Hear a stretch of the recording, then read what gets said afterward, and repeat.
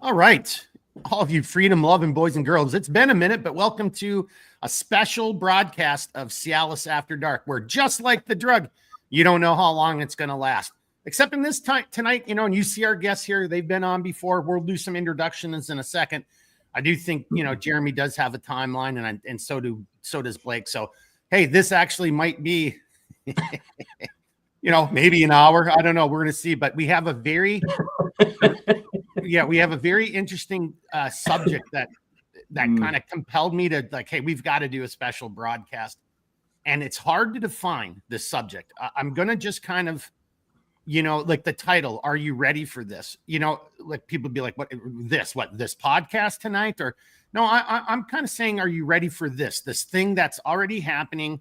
That's right in front of us, the 600-pound, gorilla in the room, whatever metaphor, analogy you want to use here. But just look around you. And we're gonna, when we get into it in a second, I'll go into greater detail. But I think the premise of my argument is going to be that you're already in war. And Blake and I have talked about this on Millstone in the past. Jeremy and I have talked about this when we were doing Mission Critical with each other. So we've had these conversations, and those arguments may then have been a little bit esoteric because maybe it was more of like a Cold War that gets hot sometimes. But my argument is we're in a very unique time, and you're witnessing this fight between good and evil take place in front of you every single day. It's no longer hiding, if it even did hide itself. And we'll get into some of that. But again, you've seen our guest before, but just out of courtesy, just in case you're watching for the first time, why don't we start with Blake, and then we'll come down to Redbeard, and then we'll kick it. Blake, tell everybody a little bit about yourself, sir. Evening, everyone. Thanks for being here tonight. For those of you that don't know, first and foremost, I'm a husband and a father. I'm also a small business owner and live in northern Minnesota. And I guess I can also say concerned citizen. Okay, right on. And as you guys are talking, I'm just popping up some comments that are already in the comment section.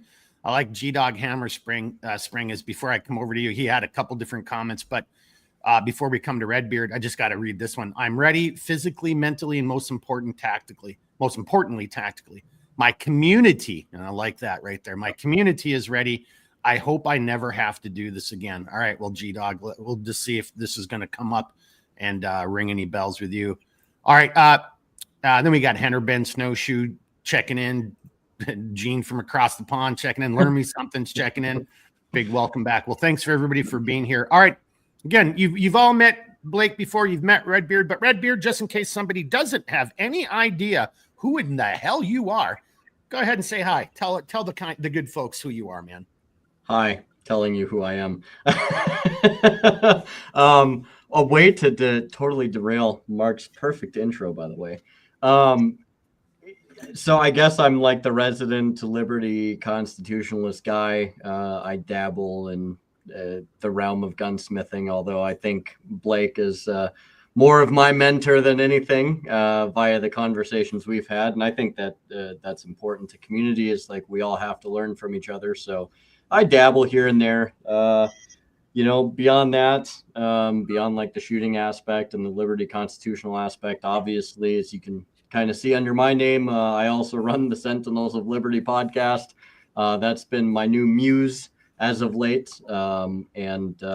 I actually, shameless plug, I have a show coming up on Saturday at 1800, and I will be having, this wonderful gentleman along with Sean back, who is the chair of the American Liberty Caucus, and I have a sneaking suspicion that these two will get along famously. So it should be a banger, and I hope everybody stops in to say hi. So if you haven't followed that or weren't aware of it yet, Redbeard's running the Sentinels of Liberty podcast Saturday at 1800 or 1700 Central. It's going to be at 1800 Central Daylight Time. 1800. Yeah. Go check it out. Good podcast going on over there. Good conversations. All right, you boys ready? Should we just jump right into this and just see where the hell it goes? Let's do it. Okay. All right, ladies and gentlemen, seriously, I like you, well, maybe not like you, but I only have a handful of people that I really talk to, and if you watch the show, you kind of get a sense of who those guys are. And here's two of them right here, right? And, but, you got to have those people where you can bounce ideas off of, or, hey, I just experienced this, or what are your thoughts on that? And over the last couple of weeks, I don't want to call them epiphanies. That's not what they really are. Like, my dots on the wall theory, like how you connect the dots, and the dots are pieces of information, world events, current events, again, different information nodes, but how you connect them then starts making a picture. Well, so I think recently that picture has really started to solidify. And I'm just going to this isn't necessarily the premise of the conversation, but you're in a war right now. I mean, that's going to be part of it, right? And some of this is on a spiritual level, some of this is on a family level, but I think those are just some of the battlegrounds that are taking place. That's part of this larger conflict of good versus evil. And I think we're starting to see it really, in a very strange way, metastasize or flourish or take shape in front of us. And I'm going to give it until the 4th of July. And this is going to make a little bit more sense in a couple seconds. And then after that point in time, then, I guess hands inside the ride. But, before I kind of go into it, Blake had said something. We had just a few minutes of pregame. And I kind of was like, made this comment, and Blake said, well, of course, but it's just, wars aren't always so don't think of the last war. Everybody in World War II was thinking they were going to fight World War I style warfare. And then Guderian, the Germans, the Nazis, then they came in with Blitzkrieg and pretty much smoked everybody. But there were opportunities there where that may have turned out very differently. But the Allied forces in the very beginning were still living in this previous era. And, I fear that we are still living in a previous era. I mean, I think, and I'm not going to throw the Republicans under the bus too much for this, but it is a really horrible thing about the Republican Party. And you just hear it, you see it in memes, everybody talks about it. And I'm not a Republican. I'm not a fan of the Republican Party. And this is why, because they always snatch defeat out of the jaws of victory. And if you look where we are right now, we're whatever it is, over 100 days into this new administration that won the national, the popular vote and the electoral college. I mean, landslide, you can, and seeing this is going to be part of it. The media, which is another combatant on the modern battlefield, can spin it all day long. They can spin it however they want. They get their marching orders. I'm sure you've already seen the memes, ambush was the word that they used. Trump ambushed the president of South Africa. That's what you call an ambush. I mean, what? Telling the truth and asking questions and, like that's an ambush. But, and you've seen all the mashups where it's like, every news channel saying the same thing. All the reporters are saying the same thing. They're all using the same words. So that is part of this new style of war we're in. And shots are being fired. Victories are being had. Casualties are taking place. So Blake, before we kind of jump into the gist of it, because you kind of keyed up on that, do you want to kind of maybe elaborate a little bit and give your opinion? Like, what did you mean when you say, no, it's just warfare's different now? Well, I mean, if you think about it, from the first time man used a rock to kill somebody, and then we created the atlatl and the bow and arrow and the spear, the first projectile weapon, to all the way up from the time we forged forged metals into tools and implements of war, to gunpowder, to the information age, to where we are today. Every single time there was a new technological development that changed the face of war, the battlefield changed. And we've talked about it before, where one of the goals of certain entities in this world, specifically like the UN and things, are referring to making every single human being on Earth a weapons platform. I think that this battlefield today, first and foremost, is fought in every single one of our minds. It's a very psychological battle. It's one to undermine both your base desires and programmings. And it's one where I think the enemy believes that we are programmable beings, that we are no better than just flesh computers, if you will. You can really boil it down, in my opinion, to good versus evil, or, the natural world versus trying to play God. But it does seem to me like this battle is being fought in everyone's minds. And to an alarming extent, we're also seeing a lot of different technological advancements that are going to change the field of war forever and really bring it to everyone's home. So yeah, I guess that was kind of really where I was going at more than anything else. Yeah, as we're having this conversation, there is trench warfare that's being taken place in this world right now. Old school World War I trench warfare with a little bit of drone spice added into the top of it. So yeah, there's definitely kinetic engagements going on and will continue going on. But I think the first battlefield is in everyone's mind. And I think, honestly, and I think that's a much larger fight, a battle that's taking place right now. And because it's a different style of warfare, I think the average person, who's working, 2 jobs, has 2 kids, a mortgage, all that stuff, doesn't have the time to see and realize yet it's taking place. And so obviously, if you guys kind of can already read between the lines, some of the issues I'm going to bring up is, so James Comey, just like, oh, we just stumbled upon some seashells that happened to spell out 86, like bullshit, dude. You did that intentionally. That's a dog whistle. We all know it. You're not stupid, but you're playing dumb, right? And then all this other hateful rhetoric. And look, you do you. You don't have to like Trump, whatever. But if you can't take a step back, I mean, the right is constantly being accused of violence. I don't know what media or world you're living in. That is not anywhere near what I see. And, and I'm not in a bubble, right? I'm not claiming to be a Republican or a Democrat. I kind of believe in America. I believe in freedom and individual responsibility. So whatever political party that makes me, I guess that's where I come down.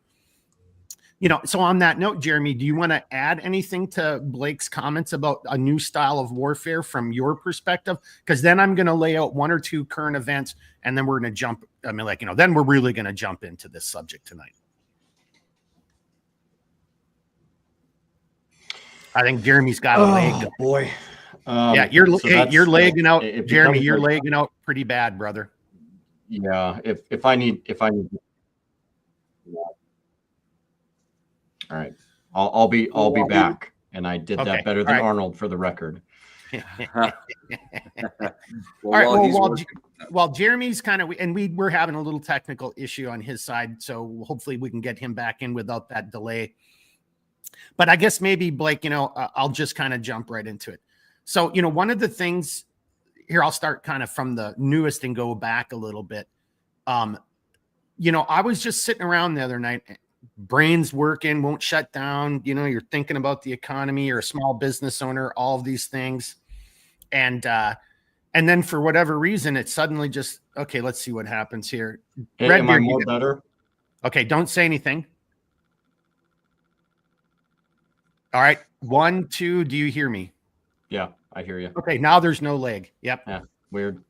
Hey, learn me something. Actually just said, Redbeard, if you twist your mustache, it really helps. Hey, you know what? Great callback, by the way.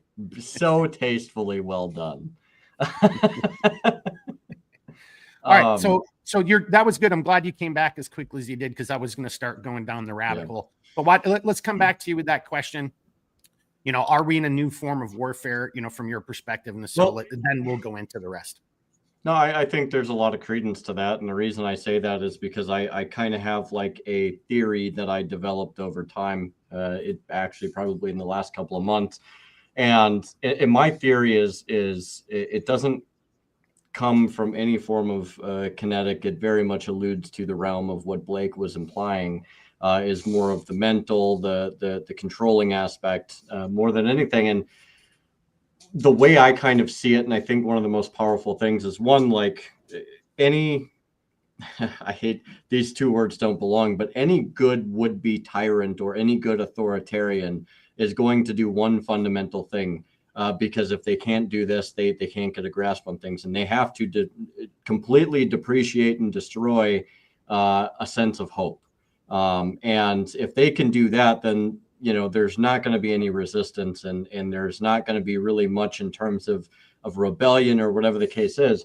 Now, that being said, a lot of the things that I've seen is very, there's a lot of black pilling amongst people. And and I was pretty heavy on that at one point, but then I stepped back and I kind of, over the last couple of years, I kind of analyzed things, and I was like, but why? Okay, why am I actually like feeling so black pilled? Why am I actually being so negative? Is is it really my perception? Is it really the things that I feel, or is it the things that I see that are being implied upon me, whether it's by government narratives, whether it's by the news, whether it's by whatever it is, because headlines are a form of crafty word, wizardry when it comes to word work, right? So if you can craft a very good headline, the first thing somebody's going to think is, holy crap, the world's falling. Everything's terrible. Not even going to go on.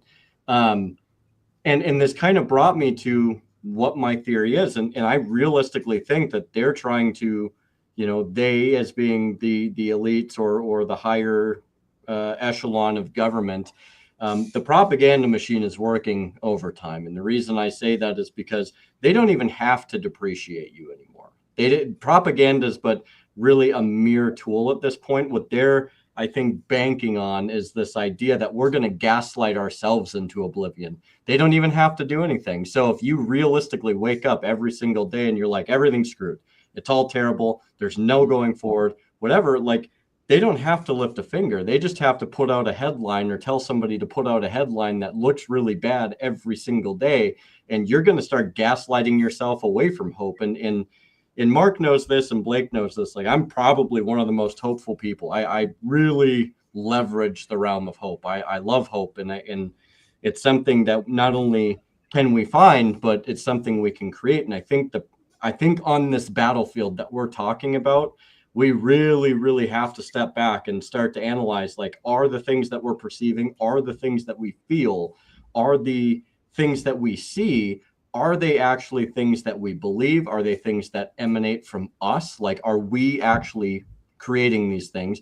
Or is it a byproduct of things that we're starting to see, to where we then begin to gaslight ourselves into things that just aren't necessarily that bad, or things that aren't necessarily as bad as they could be, as a means to destroy hope? And I think that if they can get a monopoly on hope, then yeah, we're in a very serious situation. But I think stepping back and really taking a look in the mirror and analyzing, okay, are my thoughts my own? Do I actually believe these things?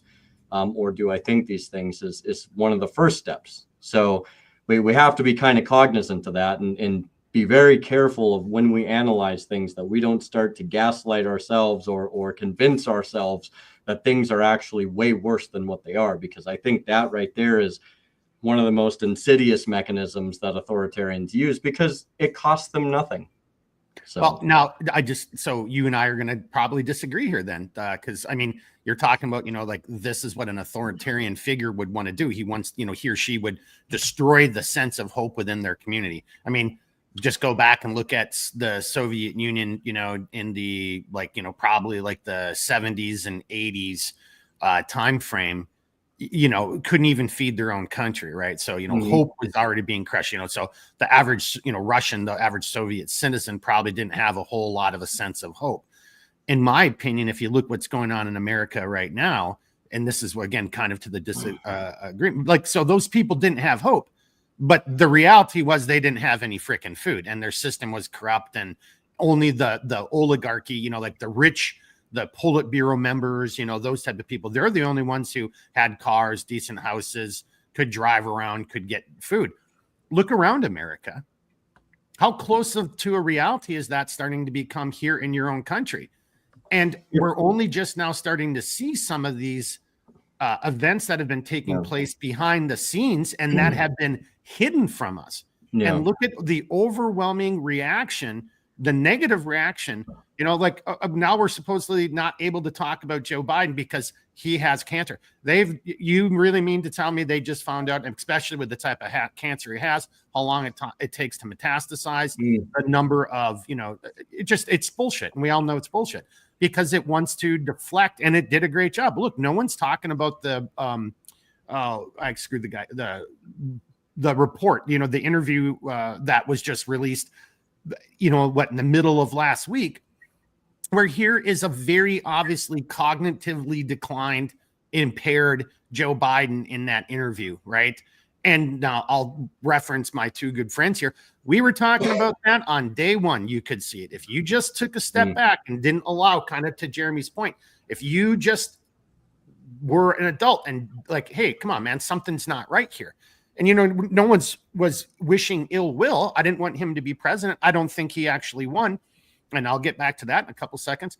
But you're like, yeah, clearly this guy, you know, this man has issues, and there's some real serious mental and physical concerns there. And everybody, and look at how we were all gaslit, and how the media and Jake Tapper, you know, trying to write a book saying, oh, we were all fooled. No, you guys weren't fooled. You knowingly went along with it. So not necessarily in a disagreement with you right there, Redbeard, but that's the other side of it. It's like, oh, I'm hopeful that the truth will come out, because only through that truth can we break down all of this other shit that is being propagandized in front of us right now. And we're, you know, evil is pissing on your head, telling you it's raining. And if you say, no, I'm looking up, and then you are kicked off social media. You're called a conspiracy theorist, X, Y, and Z. And this has been very successfully done for a period of time. And a lot of Americans have bought into it. And this gaslighting and these dog whistles, I mean, some individual just went and killed 2 Israelis. They didn't owe him any money. They didn't, you know, rough him up the day before. He just went, he wanted to go kill some people because they were Israeli. They were Jewish, right? We can have all the arguments about Zionism and stuff all day long, but, you know, and this, you know, and you know, and he went and started singing the mantras, you know, when he was in holding. We have people who are publicly extolling, you know, placing onto a pedestal an individual who shot a man in the street in an ambushed fashion, simply because he was a healthcare executive or an insurance and company executive. And, you know, and that has become another battle cry. And to this day, you still have people who wear Che Guevara's, you know, image on t-shirts, who have no idea who Che Guevara was. And if they were around Che Guevara, you know, a lot of these people are alternative. Che Guevara would have put them up against the wall and shot them, you know. Transsexuals for Palestine. Go to anywhere in the Middle East and try that shit. See what happens, right? So some of us have been willingly or knowingly or duped into it. Boys and girls, you can already see I'm kind of, well, here, I'll just say, I was making my list to present my arguments. And just like before, it's like, man, I could just keep going. And I think, and this is maybe where I'll end, and I'll segue to Blake and Redbeard. You can't even keep up with it anymore. Jack from Black Scout Survival, he and I were talking the other day, and then he sent me a text message. It was a text message of a picture of a unmarked grave. And, you know, do you know who it was? Anybody have any idea? Just an unmarked grave, no headstone, not in a family, nowhere near the family or anything, just totally random in a weird spot, totally unmarked, not being cared for, whatever. It's the guy who killed himself in the Cybertruck in Vegas. Not body never went to the family, none of this stuff. The individual who tried to, you know, pew Trump in Pennsylvania. No one's even asking questions, and this administration's in charge, right? So I'm just trying to use that as a point to say, see how we are being propagandized. We are being, you know, some of us are being black-pilled, some of us are, you know, but it's all by intent. Evil has gotten us into this point where, you know, and I kind of got off track. The little epiphany or realization I had the other day, you know, some dots kind of, I drew them a little differently. I'm like, oh my God, how did we not see this? And I'll come back to that. I'm going to give Blake and Redbeard a chance to respond to everything I've said so far. You guys want to add to that or disagree? Or I do want to add a couple things here, because going back to both your points and my original point with the battlefield has changed. What we're up against is a multi-headed hydra, if you will. It's going to be many different pronged attacks coming from many different areas. I am a firm believer that we're in an age now where I guess you could call reality crafting is a very real skill and asset that the government's going to hold. Algorithmically, we all have profiles. We all have footprints, fingerprints, if you will, unique to each and every one of us. And these things can be tailored now to feed you hope, to feed you distress, to gaslight you, to keep you in brutal Skinner box cycles of overconsumption of media, thus again being one of the battlefields for your mind. The propaganda that's all encompassing is going to, counter itself, because that's good propaganda. A good propaganda house isn't just going to put out one single thing like, oh, the state is good, the state is good. No, they're going to put out conflicting information, misinformation, experts that can argue against each other, keep you engaged, keep the two sides fighting against each other. Hell, if you can, make a couple exercise, but make sure that nobody pays attention to where the real threat is. And that's the thing, is what we're dealing with right now is artificially augmented technology that is keeping everybody in this grand minstrel show and this grand kabuki theater, if you will, of the world that we have now in front of us, where they're pitting racism against each other, classism against each other. Oh, is your food, do you have enough? Do you not have enough? What about your finances? Are you going to keep your job? Oh, don't say anything wrong on the internet or we'll literally destroy you. And it's this multi-pronged attack on every individual, keeping them in this static situation of non-deciding and moving forward in their life, that's allowed them to treat us like cattle and continue exacerbating this system. I think that's why you're starting to see some of the talking heads go, holy smokes, either we need radical accountability, true radical accountability, or we're left with very little choices anymore. I also think, it's that self-loathing and is built in there too. Oh, you're white, you've got privilege. Oh, you're rich, you should give it all away. Like totally bereft, a void of any, like, well, hang on a second, what does my skin color have to do with it? That seems like a pretty racist thing to say. You're putting, like you said, you're this other faction, this other thing is the entity that's putting people into boxes and separating people, and that's all by design. And again, just look at how it's taking place. Look, I'm not even a fan of basketball. Look at this whole thing with Caitlin Clark from just a couple days ago, and how it's just like, it's into this big racist thing, and and the other girl, Angel Reese, keeps calling her that white girl or whatever the case is. And it's like, if you look at it from just the sporting perspective, Angel Reese, you can clearly see it. She pushed Caitlin Clark's teammate. She pushed her. That's a foul in order to get a rebound. The ref didn't call it. Caitlin Clark points to the ref, like, you didn't call it. And then instead of letting Angel Reese just have an unassisted easy layup, she follows her. That's just sporting. That's basketball 101 shit right there. And now suddenly it's a big race issue. And Angel Reese, who had just flagrantly fouled somebody else, comes all violently towards Caitlin Clark. I think this is all part of the game, the system. And, and then just to even hear how the sports commentators are talking about it, calling it a flagrant foul and asking about racism. And everybody's just like, dude, that's just basic basketball. Like, what are you guys talking about? You can look at NBA or W and you'll see that style of foul take place all the time. You don't let somebody just have a free layup or a free 3-pointer, especially if, I don't even know if the game was close, but especially if it's a close game or you're trying to win. And, and it worked out. Reese went to the free throw line and she missed the first one. I think she made the second one, but she missed one. So instead of getting 2 points, they only got 1 point. But it's even more than that, though, because now it's a bad analogy. It's an amazing analogy. And that's the thing. It's more than that, because even your entertainment is a battlefield now. Everything is. There is nothing sacred anymore. It doesn't matter if you want to watch Saturday morning cartoons, if you want to watch your favorite sport event, or if you want to play some video games, or if you want to even play a board game with the family, or hell, even read the newspaper in the morning. It doesn't matter. Nothing's sacred. Everything's a battlefield. That's the goal. You cannot get away. One of the old concepts is the best battle won is one where you deny the field to the enemy. Well, what happens when you cannot deny the field, when the field is omnipresent? And that's why I argue that this is a new form of warfare.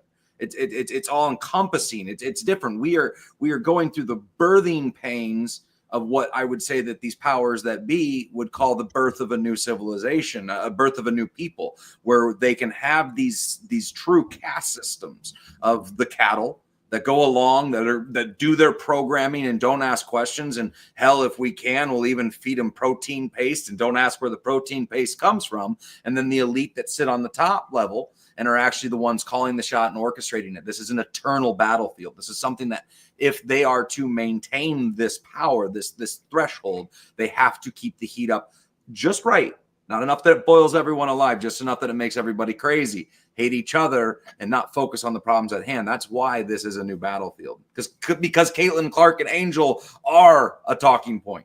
They are a stress indicator of people now. And I like where you went with that because, and so I would ask everybody just to take a moment's pause, think about it, or go back and think about it. What Blake just said. Look at all aspects of your life, and look, this media, right? It's part of our lives now, right? It wasn't when I grew up, but but we're all in it right now, right? And this is what the world is. We all have phones, cell phones, TikTok, video channels, all this kind of stuff. Look at, like you just mentioned, video games. Look at Disney. Look at Hollywood.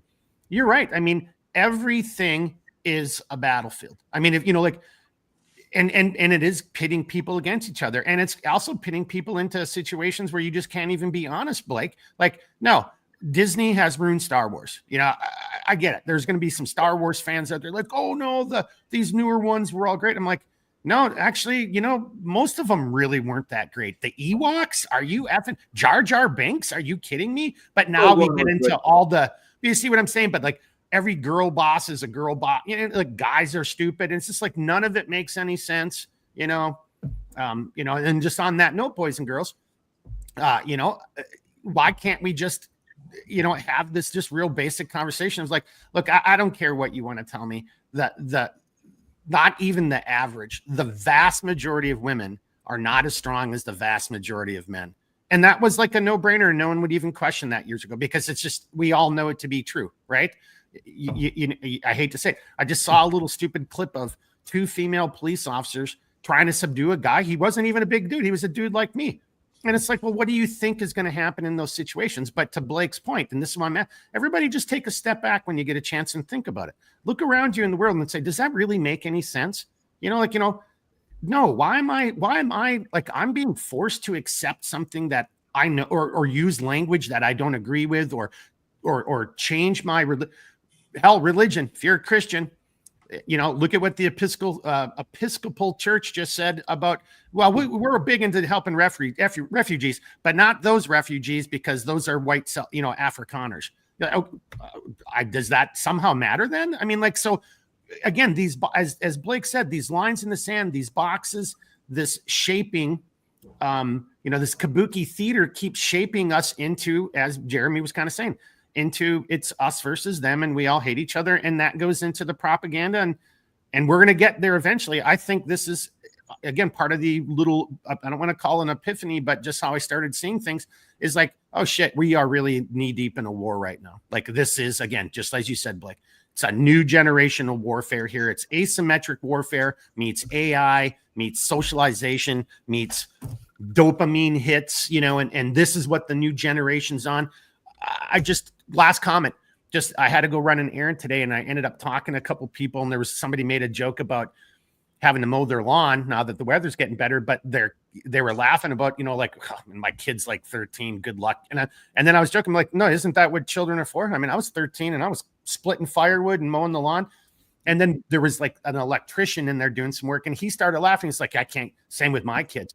Well, hang on a second, boys and girls. Since when are, it doesn't make any sense to me. So, but we are being set into these conditions nowadays where, you're even getting children fighting against parents, or parents not wanting to be parents, or be unable or unwilling to say, no, I'm the parent, I'm the adult. And yeah, I love you, but we're not peers, and you are going to do these things because it's my job to try to shape you into being a decent human being that I'm proud to, enter into society when you come of age and be able to say, yeah, that's my kid. My kid is squared away. Does that even happen anymore? Does anyone even give a shit? To me, it seems like it's like, I'm entitled, and no one can ever tell me I've done anything wrong, and I don't listen to what anybody has to say. Another level of this new war that we're in.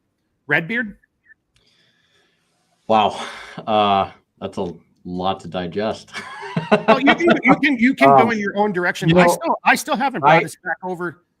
I still haven't brought us back over to the main thrust I want to make, which is the if we don't tell the truth, and then we'll never have our freedoms if So, we're not, I kind of want to go back just briefly on the hope thing. And, you brought up the Soviet Union. Well, what was the one thing the Soviet Union did? They supplanted hope with, you need to believe in the state. That's how that works. So there is no hope in the state. Hope in the state is a failed policy. It can't exist. They just don't sit there. Well, see, somebody probably doesn't like what I had to say. But hope in the state it's not a good method, if you will. And but that's what they do. And it's not just the state. I mean, we see this with corporations. We see this with, I'll even say it, the Red Cross. And look at, I'm not saying everybody in the Red Cross is a terrible, degenerate person, but what I am saying is look, let's look at the track records here. They're the ones that show up on the disaster sites talking about all this hope, but they're also the same people that get caught red-handed throwing a bunch of donations into the trash can. So it's in the end of the day, the hope has to come from within you as a person and from within your community. Yes. You cannot put your hope in the state. And I guess that's my point is and not only that though, but the hope is not the state's to take. Okay, that is yours. It's the same thing with liberty. Liberty is yours. The state has no ability, and I do say this truly, they have no ability to take your liberty from you.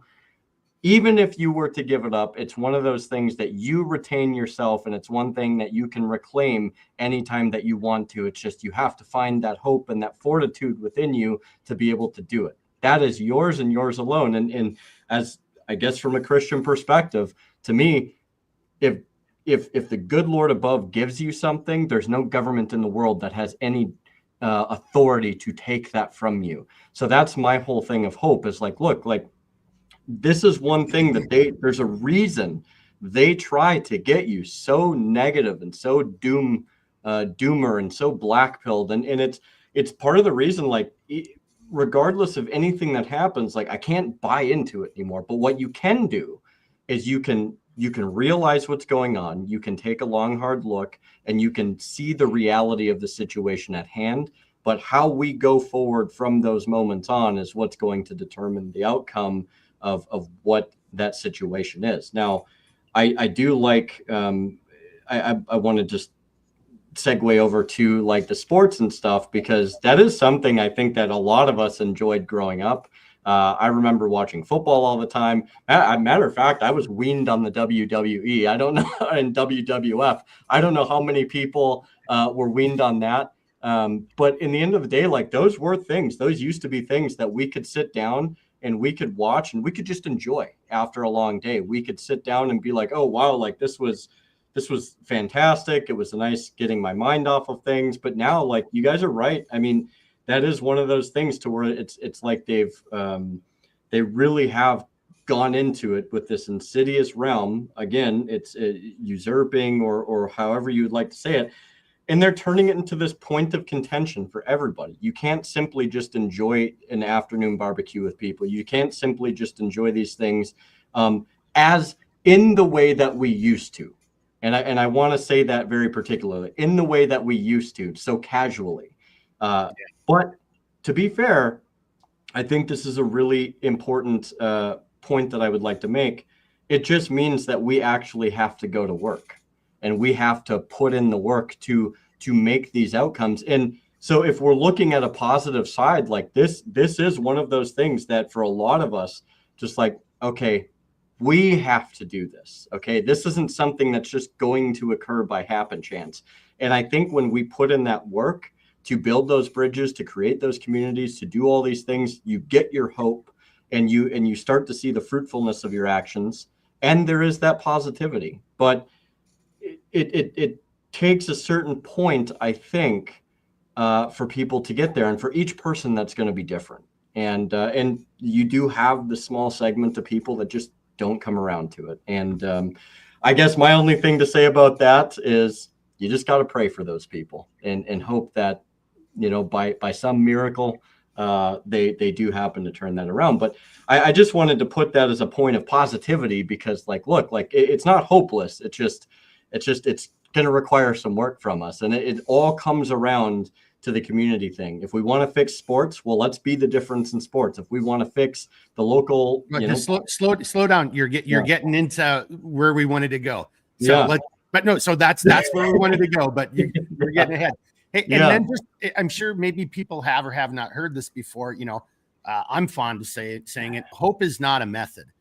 And I like where Jeremy is going, because he's saying the same thing. You have to have hope. You should be hopeful, but you've got to put in the work. That's the hope is not a method. It's not saying to give up, abandon all hope, ye who enter. It's not that kind of stuff.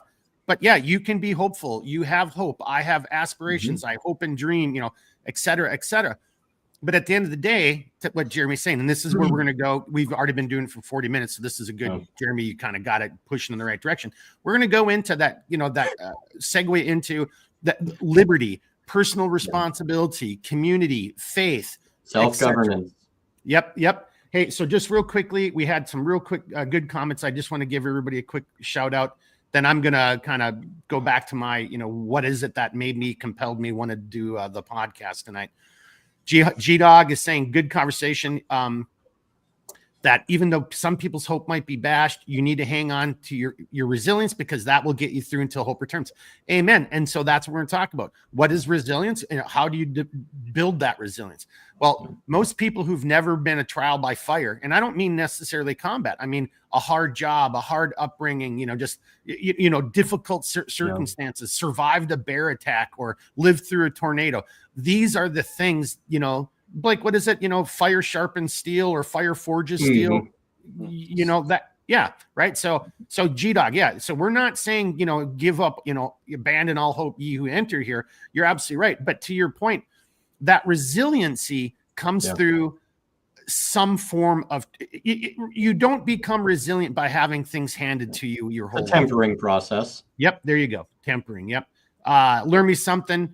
I was talking about all forms of media and entertainment are designed to divide us, break our wills, and the purpose is to conquer our mind. And if you look at who owns that stuff, going back to that point, it just was laughable. Again, it's so easy and it's predictable, and it just bothers me that people don't see it. Here's a mashup, and all the news stations are using the word ambush, and then so it's like somebody's issuing them talking points. And by the way, those are all owned by 3 companies. And you've seen all those mashups where it's the local news anchor is saying the same thing as a local news anchor from some other company. Yeah, it's just, and it's like, so there it is. If you haven't seen that, but that's how you're being lied to, right? G-Dog was also going about, parents want to be their children's friend instead of their parents. Yeah, and that's just it, and I'm not going to sit here and tell anybody how to raise their children, right? That's not my place. But it goes into, well, what have you been conditioned? How are you being, to all these other influences, media, politicians, celebrities, it seems to me, or there's something in the Kool-Aid, and we'll get into that too, because there might be something in the Kool-Aid. So I'd like to interject real quick, because I will tell you how to raise your kids, even though I'm a young dad. But you raise your kids like you're supposed to, in the way that they are a well put together, liberty-based individual that is dangerous to the state. And when I mean dangerous to the state, I mean well educated, capable, like to the point where they are capable of extreme violence, but they know how to maintain it. They know how to keep a leash on it. It's the meek shall inherit the earth. Keep your sword sheathed, keep your sword, keep your horse ready to ride, keep it bridled. And that's the right way the next generation has to be. And that's one of the reasons the nuclear family has been under such attack, is because we used to raise warriors in a garden. We had the greatest garden on earth. It was the most beautiful thing that a modern civilization had, and it was full of warriors. Now we live in a briar patch with gardeners that don't do their job. I like that. And so I just want to steal it from you for a quick second. So again, boys and girls, just to Blake's comment, look at all the other aspects of your society, things that humans have been doing since humans have been around, whether you break it down in a Homo Pithecus, or I don't care how far back you go, but since we've had quote unquote civilization, if you want to go to like the Younger Dryas, or if you want to take it up into, the Egyptian time, wherever you want to begin, the basic truths of the world, because that's survival. We've not ever fought against it, as a species, because this is because we realize we innately, we just know this is how this has to work. This is good for us, family, things of that nature. And so Blake just brought that up. Look at religion. Hey, I don't care what you say. If you're a Catholic, I mean, look at how many people say, "Oh, I'm a Catholic," but then go and espouse, well, you're not. You're obviously not a Catholic, because Catholic doctrine goes against everything that you do and you believe in. So, I just saw, again, the Episcopal, and then that lady, just so rudely, saying things, in the service, in the sermon when Trump was there at the National Prayer Day, just like these things are crazy, but we're allowing this. And again, and family, like, oh, how dare you wash your kid's mouth out with soap or spank them? Have you noticed a decline in civility since parenting stopped doing these type of things? I'm just throwing out there. I'm not saying I have the answer, right? But as with each passing generation, as they become more and more coddled, we get more of what Blake said. We get a bunch of, and they're not even good gardeners in the briar patch. They're just a bunch of people in the briar patch whining about, oh, somebody come and get me out of this briar patch, and I should never have been put in this. So we don't have, back to G-Dog Hammerspring, we don't have resiliency. We're losing it. And I think this, again, for me, my epiphany or wake up call, dots on the wall, is, it just suddenly became so crystal clear. It's like, holy shit, we've been in this war since probably, the Bush era, Clinton era kind of started a little bit. Yeah. Well, yeah. I mean, you could even maybe go all the way back to Eisenhower, because that was with the inception of the military industrial complex. And now we clearly have more complexes. We have a pharmaceutical complex, and somebody say, oh, here we go, tinfoil hat. Man, how is it that, all I see is pharmaceutical ads, on every TV show that you watch? Almost every 5-10 minutes, it's on there. Like it's literally, if I remember correctly, I think there was and it may have been a very loose statistic, but it makes sense. It was like something in like the 60th percentile of all commercials have to do with like pharmaceutical related things. And it's like, dude, just stop right there real quickly. So instead of getting off your ass and losing weight, I'm just now starting to be physically capable of kind of working out again. It's been a long time. These fellas know it. I'm not going to do the woe is me. But, my brain is just like, that horse is just itching to get out of the stable. Like, let's go walk and let's go run and let's lift some weight. Let's get out there and start doing shit again.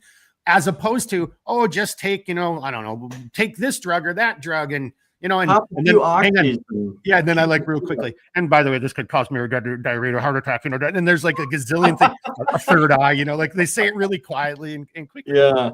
But so that's what we become. Instead of hey, put your freaking phone down, get outside and throw a football or a baseball, or, hey, why don't you kids, and I know there's people out there who experience this. I can't speak for Blake and Jeremy, but my generation growing up, man, your parents would have beat they would have tarred you if you came home early. They meant it. Go play with your kids and don't come back for 6 hours until it's supper time. I don't want to see you in the house.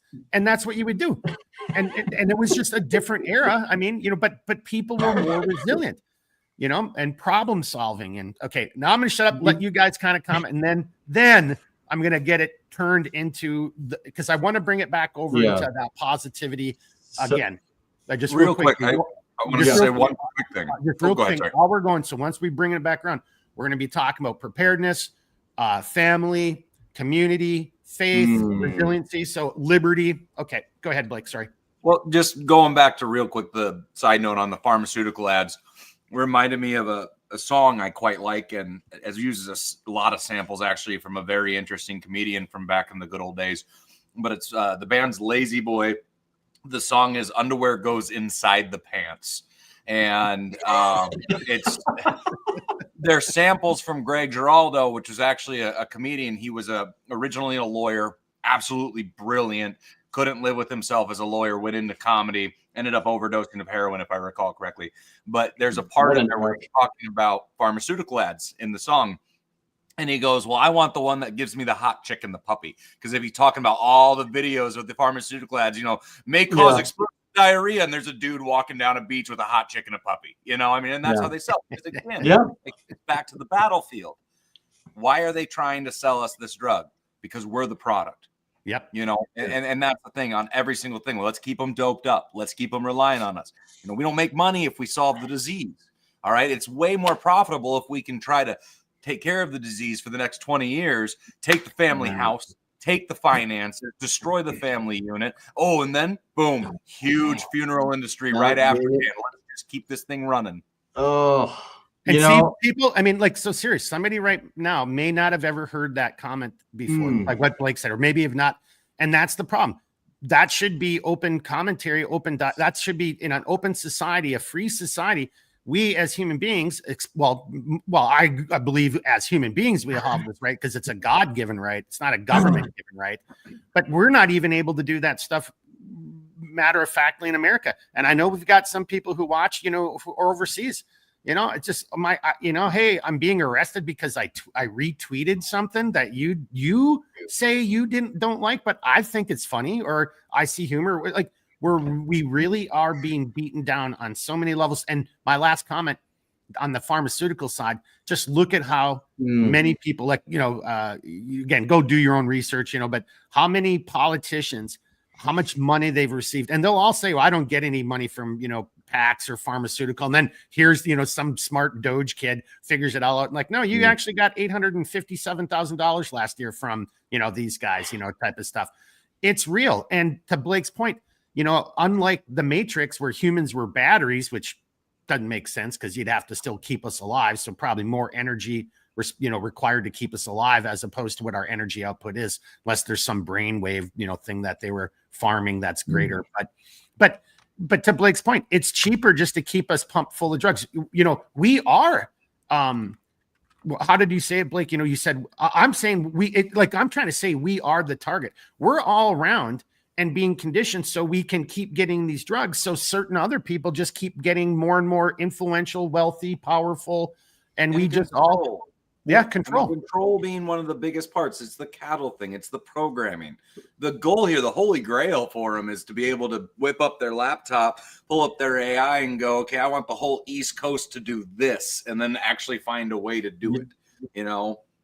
You know what the crazy thing is, and I apologize for interjecting, but the pharma thing I think really needs to be leaned into, because so you guys, everybody here might fundamentally understand at this point what the fat acceptance movement or the body positivity movement was.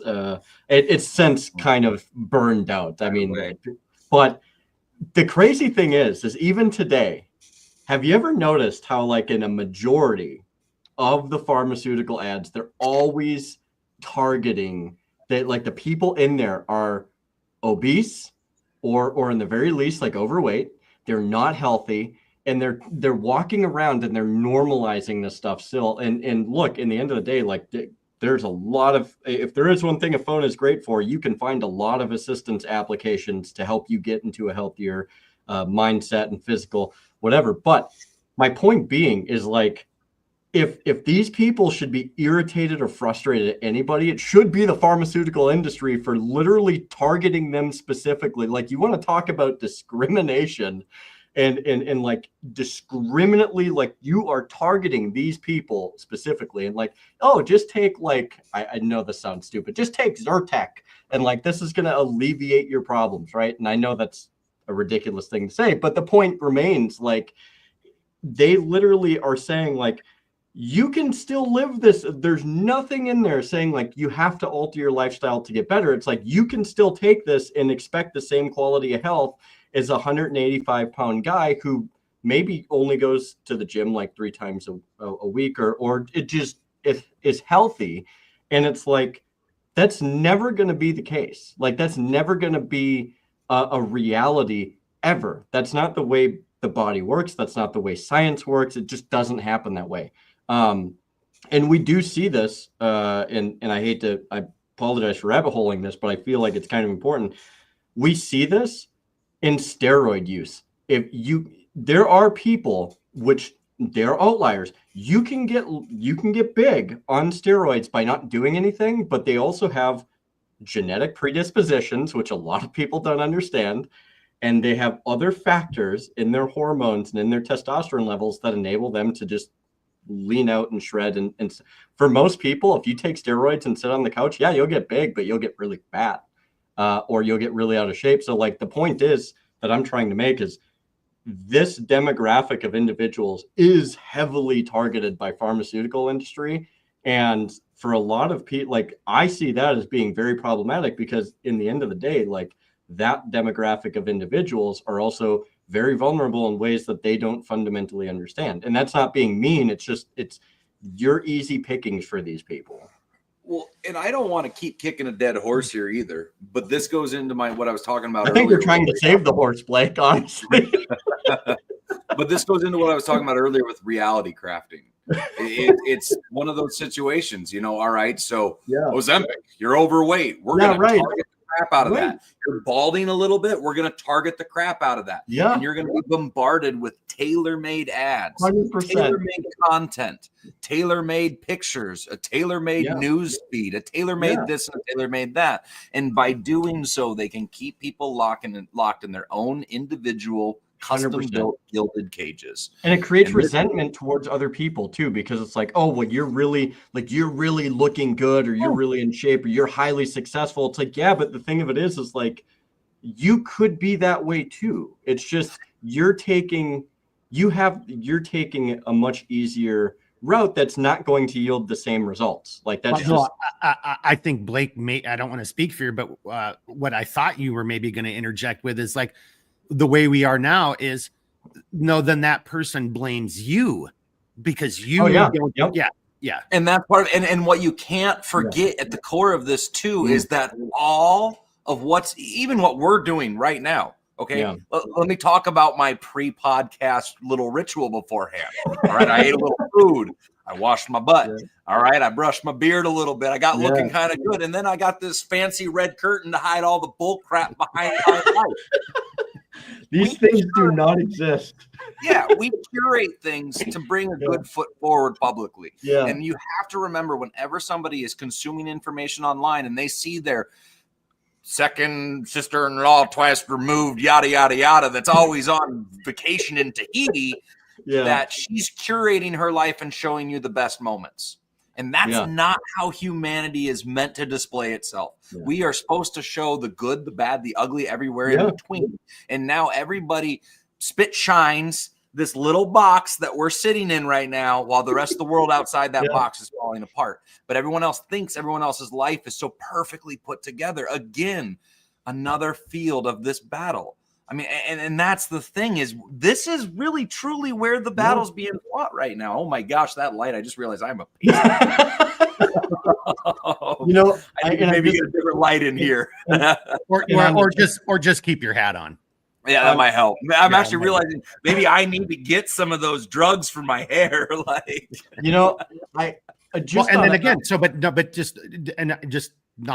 And we should move on because we're at an hour.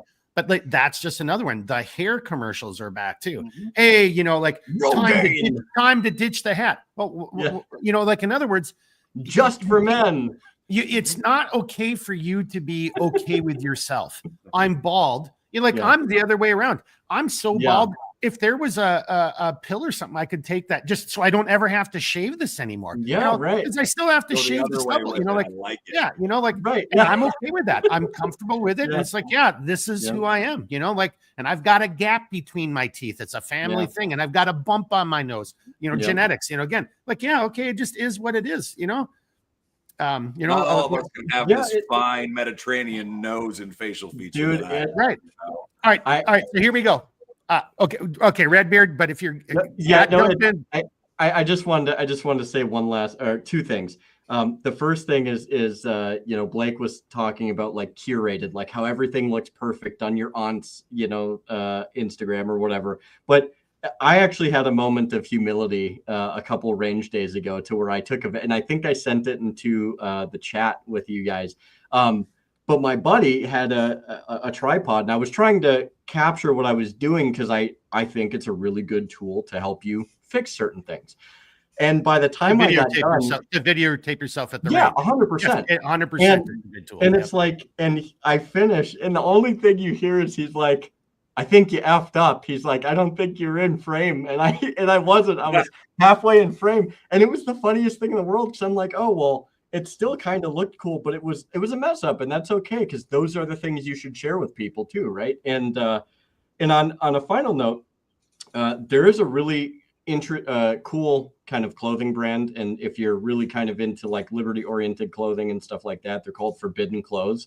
And I got a coffee mug and 2 shirts, and the 2 shirts say tradition is the new rebellion, and the other one says protect family, reject degeneracy. And I love it. It is I like that second one. So if you've never looked up Forbidden Clothing, I'm pulling them up, Jeremy. I got them. I'll put them on the screen later. Oh, dude. Yeah. I also, because I have to put up the band that Blake mentioned. I got yes. put up too.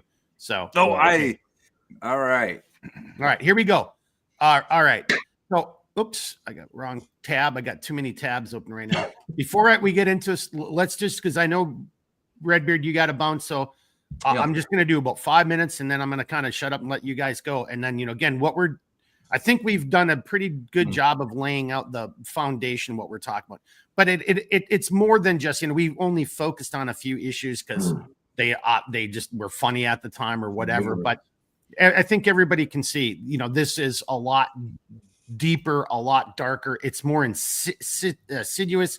It's more rampant. It's like a cancer. I mean, it's us, the human body has been severely infected, and there's going to be pain. I mean, I'm just using a bad example. If you want to save the body, you might have to cut off lose a leg, a limb, or an arm, or an eye, or a finger, or something.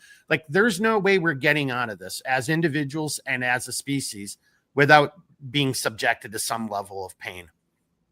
If you want to go into the black pill, down the dark hole, it might be the end of us. And I think there's some people who are kind of seeing that. Jeremy jokes all the time about, hey, congratulations on making it, surviving another day without a nuclear fireball. That's called whistling past the graveyard, because that could be the end result. I mean, today could be the day, fellas. And that's not, again, we're not fear mongering or clickbait or fear porn. Just look around you. I mean, we're probably in as close to a precarious situation globally, and with even more deadly weapons than maybe the Cuban Missile Crisis. Yeah, it doesn't seem like it may not seem like that to people because the media is different now, the landscape's different, than it was the Cold War, Cuba, but these events are taking place. I mean, go look at other, and I guess this is the good segue. If maybe you're not following any of this stuff, but there are so many incidents that are taking place every day. And then back to both the media and evil and this new war we're in, you are inundated with so much information. If you even pay attention to this stuff, if you have the time, if you're not busy with a wife and 3 kids and 2 jobs and, X, Y, and Z, if you even have the time to look at it, you're like, where did that story go? There were spy balloons across, floating across America. Cricket. We had drones going all over the place. We know what that is. Don't worry about it. You didn't explain anything to any of us. You just said, don't worry about it. You're now acting just like the other guys. Oh, don't worry about it. No, we're all grown-ups. And, and so I'm going to read off a list of things, and I'm going to end it with the Epstein files. So here, let me do that. Let me just give a few quick shout outs. Gene was talking about, going back to this. Yeah, climbing trees and skinnies. Oh, I'm sorry, I missed one. G-Dog Hammer Spring was first saying, amen, Blake. That was something you were talking about, parenting. Then Gene, trees and skin knees. Yeah, exactly. John, the accessorizer's in the house. He's saying, what's up? I just had to say this. The reason we were all sent out as kids wasn't, it was so they wanted us out of the house so they could have sexy time. All right. Yeah, possibly. A bunch of people saying hi. I like this one, Gene. Damn lizard people again. Yeah. And there seems to be something about them. Matter of fact, there's a great meme out there about lizard people, and it's Kash Patel and Dan Bongino. And they, captured in moments when they're making kind of funny, scared faces. And it's 2 lizard people in the background with a laser, like read the script or whatever, type of thing. So, Gene's probably not wrong with the lizard people. Oh, and then I think they live and Lizardman t-shirts. He's talking about the. He must be talking about the logo. t-shirt place. Yeah. Yep. Yeah. So I do want to say one quick thing about Gene's comment though. So like, I think it's been every podcast I've ever seen Gene on. He's at least talked about lizards one time. 100%. I'm going to put a disclaimer before this next comment. We should do a lizard people show with big disclaimers saying that this is for entertainment purposes only. I don't believe any of this, but I will totally talk about all the theories I know. There's a lot of them.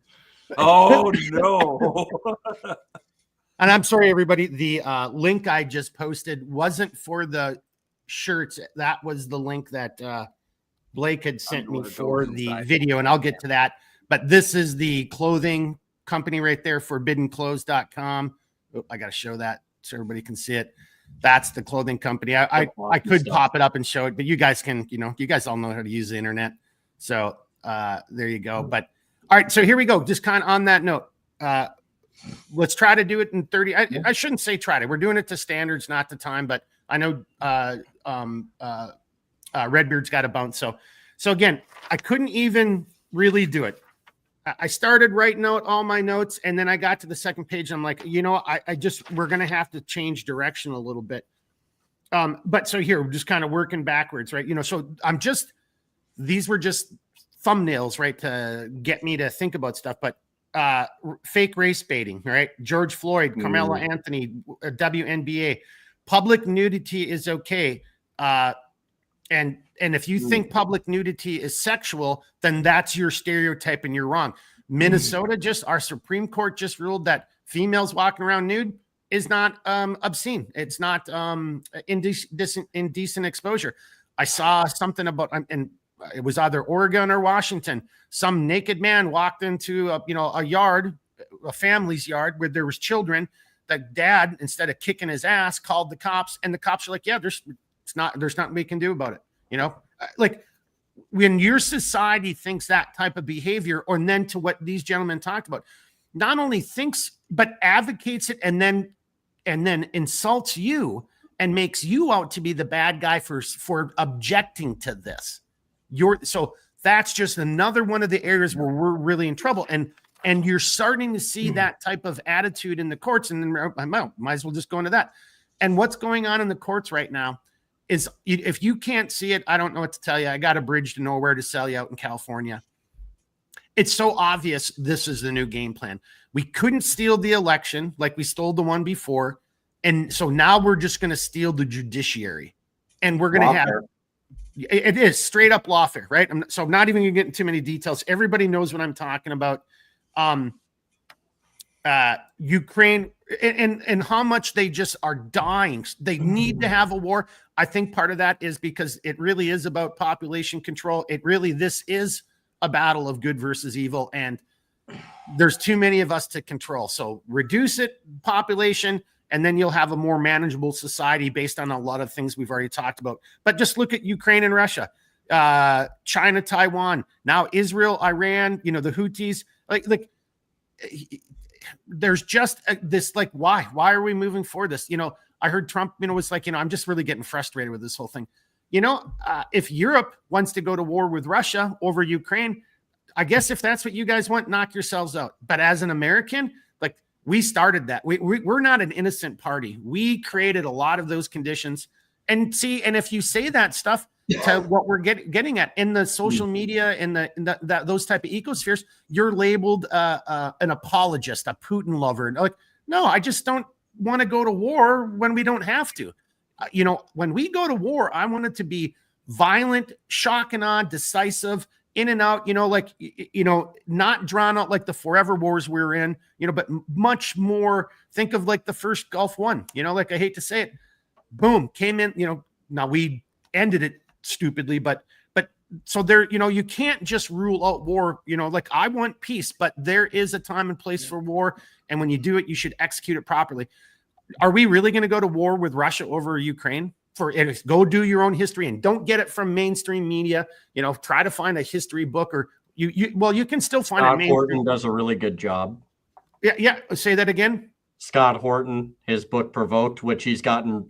There's so many people that have railed against him, like, you're an apologist. It's like, except the fact that, like, all he's doing is showing all of the glaring lead up to the entire conflagration, which, mind you, started back in 2014 or even before that. Oh, and before that, you could go back. And it's like, and so it's like, you know, you're going to be mad at the only reason they're mad is because he's literally pointing out, like, hey, we did this, you know, or hey, the UK did this, or hey, Germany did. Like, in the end of the day, they're only mad because he's pointing out the different points. Like, they're only mad because they're being discovered or called out or attention's drawn to. And it's not taking a side. It's literally looking at the events that occurred, and he's putting it out there, and he's like, hey, look, like, we did provoke this. Like, the United States government provoked this, and this is the simple fact, as well as NATO and many others. And he's not there to make people feel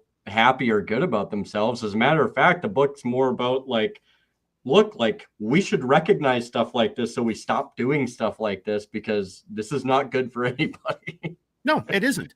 And, you know, and again, but this goes into who's really in charge. Do we really have the freedoms and the liberties that we think we do?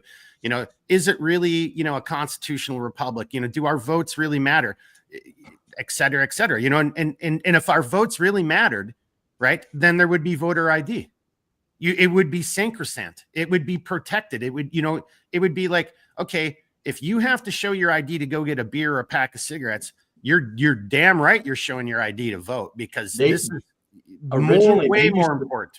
They used to limit voting to people who had property because they had a stake in it. They had a stake in it. Like, so in the end of the day, everybody should at least be happy with what they have right now in terms of being able to go to the polls, because I'm here to tell you, if you didn't have a house, some land, or something of the equivalent, you weren't even going to get a say because you didn't have a stake in it. Well, okay, so just that's a great segue, and I know Blake's going to have to bounce here too, so I'm kind of rushing a little bit. But to your point, Jeremy, and to everybody out there, again, this war is already on. And who can even afford a house or property anymore, right? So that's another issue right there. And there's a younger generation that's, you know, and maybe some of them are whiny, but, you know, but the reality is, like, it's not whiny when you're saying, hey, I'm working 2 jobs, and, you know, and the system is set up. I can't even make enough money to make a damn car payment. That's the only reason I'm living with my parents. This is all being done intentionally, right? So just for that note, I just saw a thing about California, about how they are just totally intent. I think it's intentional. They're really making that permitting process a major pain in the ass. They're making people pay fees and fines that just doesn't even make sense. And then that thing I saw also talked about Hawaii, the Lahaina fires. On the beachfront side of the main road, zero permits for those people to replace their houses. Everybody's being pushed over to the not as attractive property. Those people are being allowed to rebuild, but no one on the beachfront. You can see what's going on. Land grab. No one should be able to have property anymore. So just, I wanted to throw that in there. I mean, that's a real thing when you can't even have, you know, make enough money just to, you know, own a little, what do they call them? Like a little Rambler, you know? I mean, what the hell, man? So here we go. No one's talked about the Vegas shooter. You guys remember that? Crickets, right? Well, I just mentioned the fires. Okay. So, and I was bringing this up because it's the same with Russiagate. You know, and it's the same when I just mentioned the gentleman's, I didn't mention his name, but the guy who blew himself up in the Tesla out in Vegas, and, you know, the strangeness, how that just disappeared and went quiet. And again, you know, this unmarked grave, it doesn't make any sense. We also don't know anything about the New Orleans, the guy who drove down the street, killed people. We see court efforts to protect the identity of trans shooters in, you know, the Nashville shooter, the manifesto. We see people are trying to sue and prevent, like, you know, again, like I thought, truth needs light. And so you can clearly see this war, to what the gentleman kind of brought up already here tonight. One side does not want you to know the truth. One side wants you to be inundated with mindless bullshit, Ozempic, all this other stuff. You know, oh, I take this magic pill and I'll have flowing locks like I did as a kid, you know, type of shit. Doge. So here's just another one. Look at the vitriol, the animosity, the anger from some people, and now directed towards, you know, Elon Musk, who used to be he was up on a pedestal years ago for the left. Now he's Hitler. You know why? Because he's out there uncovering. How is it that no one's pissed off about uncovering all of this government waste, fraud, and abuse? And people should already be in jail, boys and girls. I mean, that's no doubt about it. There's a shit ton of people. Those federal credit cards, you misspend, you misuse those things. Man, that's a crime. Have you heard or seen anything? Nope. Instead, you got Republicans who don't want to vote to put the Doge, what they found. They don't want to codify that and put it into law. Why is that? Because right now it's just an executive order. The next president can't be Trump again, right? Somebody else got to run. And then the midterms are coming up. They're just going to simply say, oh, and now, they'll lose some midterms and they'll be like, no, we don't have the votes and we can't make it into law. And that should tell you something too. So the other side of the aisle doesn't want to cut government spending, doesn't want to cut waste and abuse, fraud, waste and abuse. You see what I'm getting at? Like, these are parts of the war we're in. You're already in a war. The combatants, the enemy is showing you who they are. How in the F could any elected official not support cutting fraud, waste, and abuse? How? And we've gotten then back into the lawfare, and we've got the judiciary saying that Trump can't do this and he can't do that. Just another one came out today. Like, you've got to give USAID this, and you can't do this with the Department of Education, and that one might be, because Congress does have some roles in some of these entities. But the other one, the Peace Institute, who locked their doors and tried to, not allow Doge in. And then we just kind of found out how much my God, people, there are unelected officials, bureaucrats living in $1 million houses, rules for thee, but not for me, but we're me and you and anyone else. If we go across the street wrong, modern day policing, they're all about putting hands on you and beating the shit. I mean, like, you hate to say it. I mean, it is. So, well, you're going to need some enforcers. So that's what's going on, So what I'm getting at is, think about, you go to a town hall or a council meeting or a school board meeting, and the school board or whoever's running, the president of that board, if they don't like what you have to say, they shut your mic off and they tell the cops to remove you, even though it's a public forum and that you have every right to be there. Back to, Jeremy kind of setting you up for one here in a second. That is your rights. That is what you are authorized to do, under the Constitution and big God-given rights, but you got law enforcement, instead of saying, Madam President, whatever, I can't remove him. He's got the right to speech. He's got 2 minutes. He isn't saying, he's not threatening you. No, you don't like his language. Well, he's talking about the book that you guys have in the library. So if you don't like his language, then why in the hell do you have that book in the library? You can see it happening all around you. And I'm just going to whiz through I'm not even going to do the rest of them. I'm just going to Comey, the hateful rhetoric, the 8647, the lawfare. Boys and girls, we could do a whole nother podcast on COVID, the vaccinations, all that bullshit. And you're never going to hear anything about it because they don't want you to hear about it. If there is an area where we should be pissed off at people, it's that we are not bringing to justice the evil that was perpetrated upon the world. We're not doing a damn thing about it. We're trying to act like it didn't happen. We're trying to ignore it. Unbelievable. And I don't know if you've seen some of the Senate hearings that have been taking place recently. That whole narrative has been blown up in less than 5 minutes and no one's talking about it. The numerous assassination attempts on the president. No Republicans aren't doing shit. They're not doing shit. Dan Bongino, Kash Patel, Pam Bondi, you already hear everybody speculating like, well, but now you're at that level of government and they're seeing what's going on behind the curtains and they can't talk about it. Bullshit. If we don't have real justice, if we don't talk the truth out loud, and if we don't hold people accountable, then there is no rule of law and there is no America. Period. I don't care what anyone says. Like, so here's one of my scenarios, boys and girls. These guys have heard it. I'll do this and I'll shut up and let them go. I'm sitting here like, how in the hell is this happening? Why? Like, laws are being broken left and right in front of us and no one's being held accountable. What's really going on? And I was formulating an hypothesis. I'm like, well, maybe, just maybe, they're afraid that this administration is afraid that if they start arresting people, it's going to give other more guilty people a chance to flee. And they don't want to do that. So in my little scenario, it's like, imagine it's the 4th of July. Trump says, hey, press, I want to talk to the American people. And whether they like him or not, they have to give him the airtime. And then he says, hey, next year's our 250th, enjoy today, don't blow your fingers off with bottle rockets. Oh, and by the way, and I'm not going to do it because I want you to have fun. My department heads will be doing their own pressers. But right now, as we speak, law enforcement, federal, state, local law enforcement across the country is doing mass arrests. Politicians, judges, bankers, any of these people who and here's all the proof, and it is proof, and this is due process because these are American citizens, and they will have their due process and their day in court because we have enough evidence on them that we brought, that we had enough evidence that we filed charges, got the warrants with judges, and we're arresting them. I mean, that's the process. That is the legal way of doing it. But then Jeremy had kind of destroyed that a little bit. I mean, but you hear what I'm saying? That's even fantastical. Like, okay, like a night of the long knives. I'm like, because you're afraid that some of the rats may jump off the ship. Like, and it's the only thing I can come up with for why. Like Dan Bongino and Patel came out and said, yeah, Epstein hung himself. They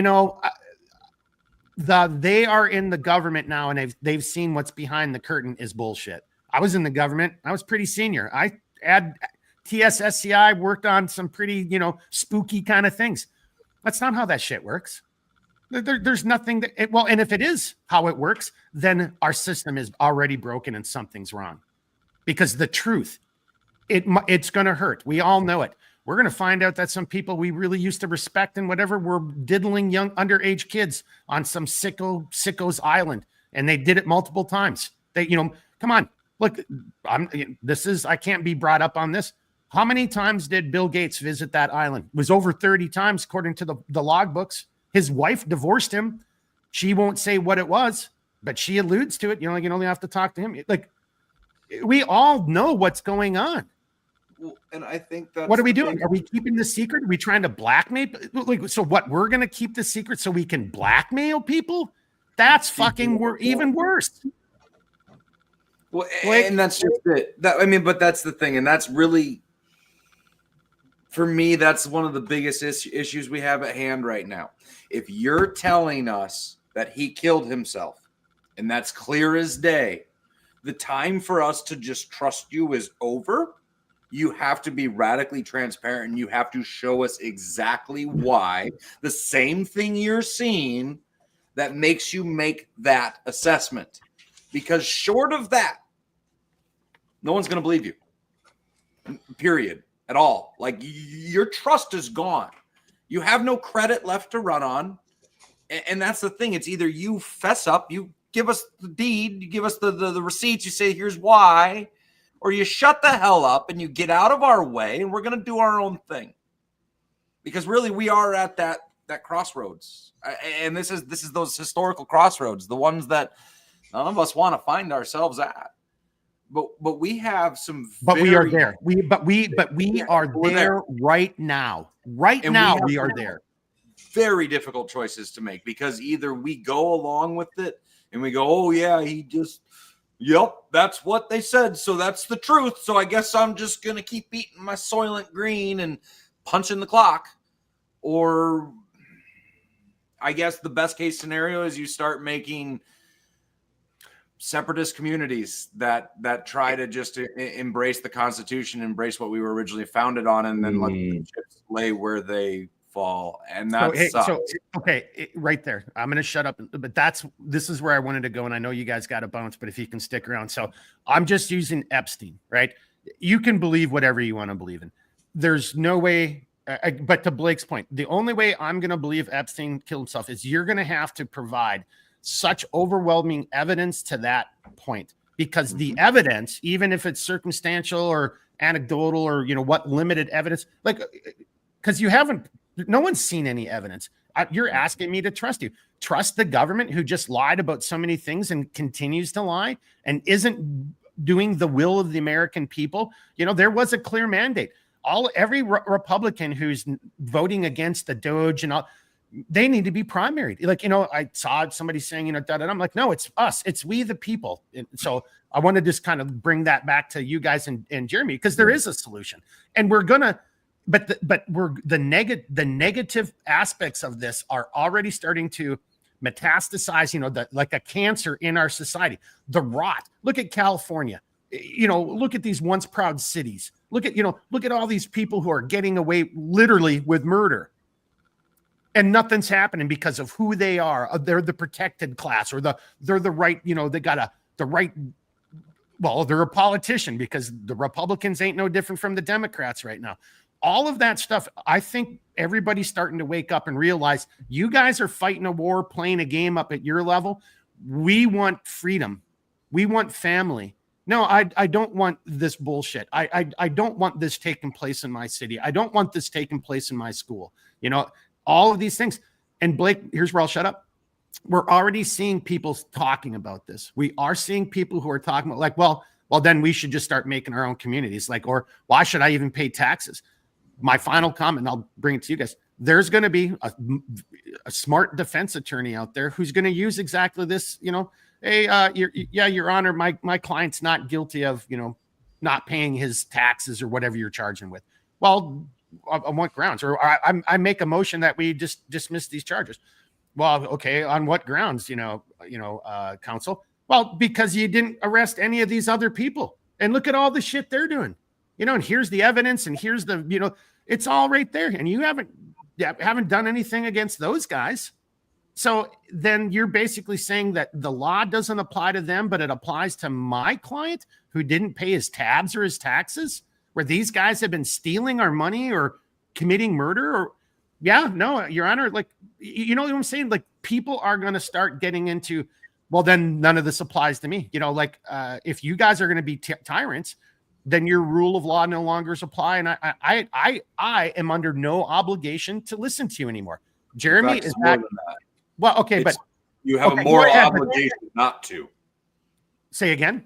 You have a moral obligation not to go along with their rules, if that's the case. I mean, if that's truly the threshold we found ourselves in, we have a moral imperative to resist it. And I'm not talking the resist that we've been hearing in the media over the last half a decade. I mean the literal, it is unjust, unethical, and goes in blind face against our Constitution. It is my imperative to resist against this. And I think as men start finding that moment and start building that community and realize the importance of family, that's where the hope lies. But Jeremy, I was trying to set you up on that from a freedom perspective. Do you want to take that? Because again, if we're going to put Ghislaine Maxwell in jail for trafficking children to have sex, as minors, but we don't know who the children had sex with, well, then how is there a crime? How is she in jail? How? Well, yeah, she's guilty. She was getting young girls and having those girls, setting them up to have sex with all these, older, wealthy people. Well, who are they? Well, we can't tell you. Well, if you can't tell me, then how do I know there's even a crime's been committed? Yeah. Yeah. So I want to hit on something that you brought up also, Mark, which is, you're like, there is a solution, and there is actually a solution. It's a solution that's been around since I think the dawn of man. Our founders had enough foresight to see this. People like Plato and many other people had the ability to see this. And even some of the more contemporary individuals, such as Rothbard and Hayek, and even more contemporary, Ron Paul, Chris Ann Hall, who Mark really likes Chris Ann Hall, the 10th Amendment Center. All of these people have 100% talked about this, as with our founders. But there are some basic tenets to liberty in order for liberty to kind of grow and flourish, and with the expansion and growth of liberty, you get, by way of that, prosperity and in a more cohesive society. Not cohesive in the fact that everybody's the same, but in the fact that we can all live our lives to the fullest in our own ways, so long as we're not violating other people's rights or liberties to do so. And I'll give you kind of a rundown on that.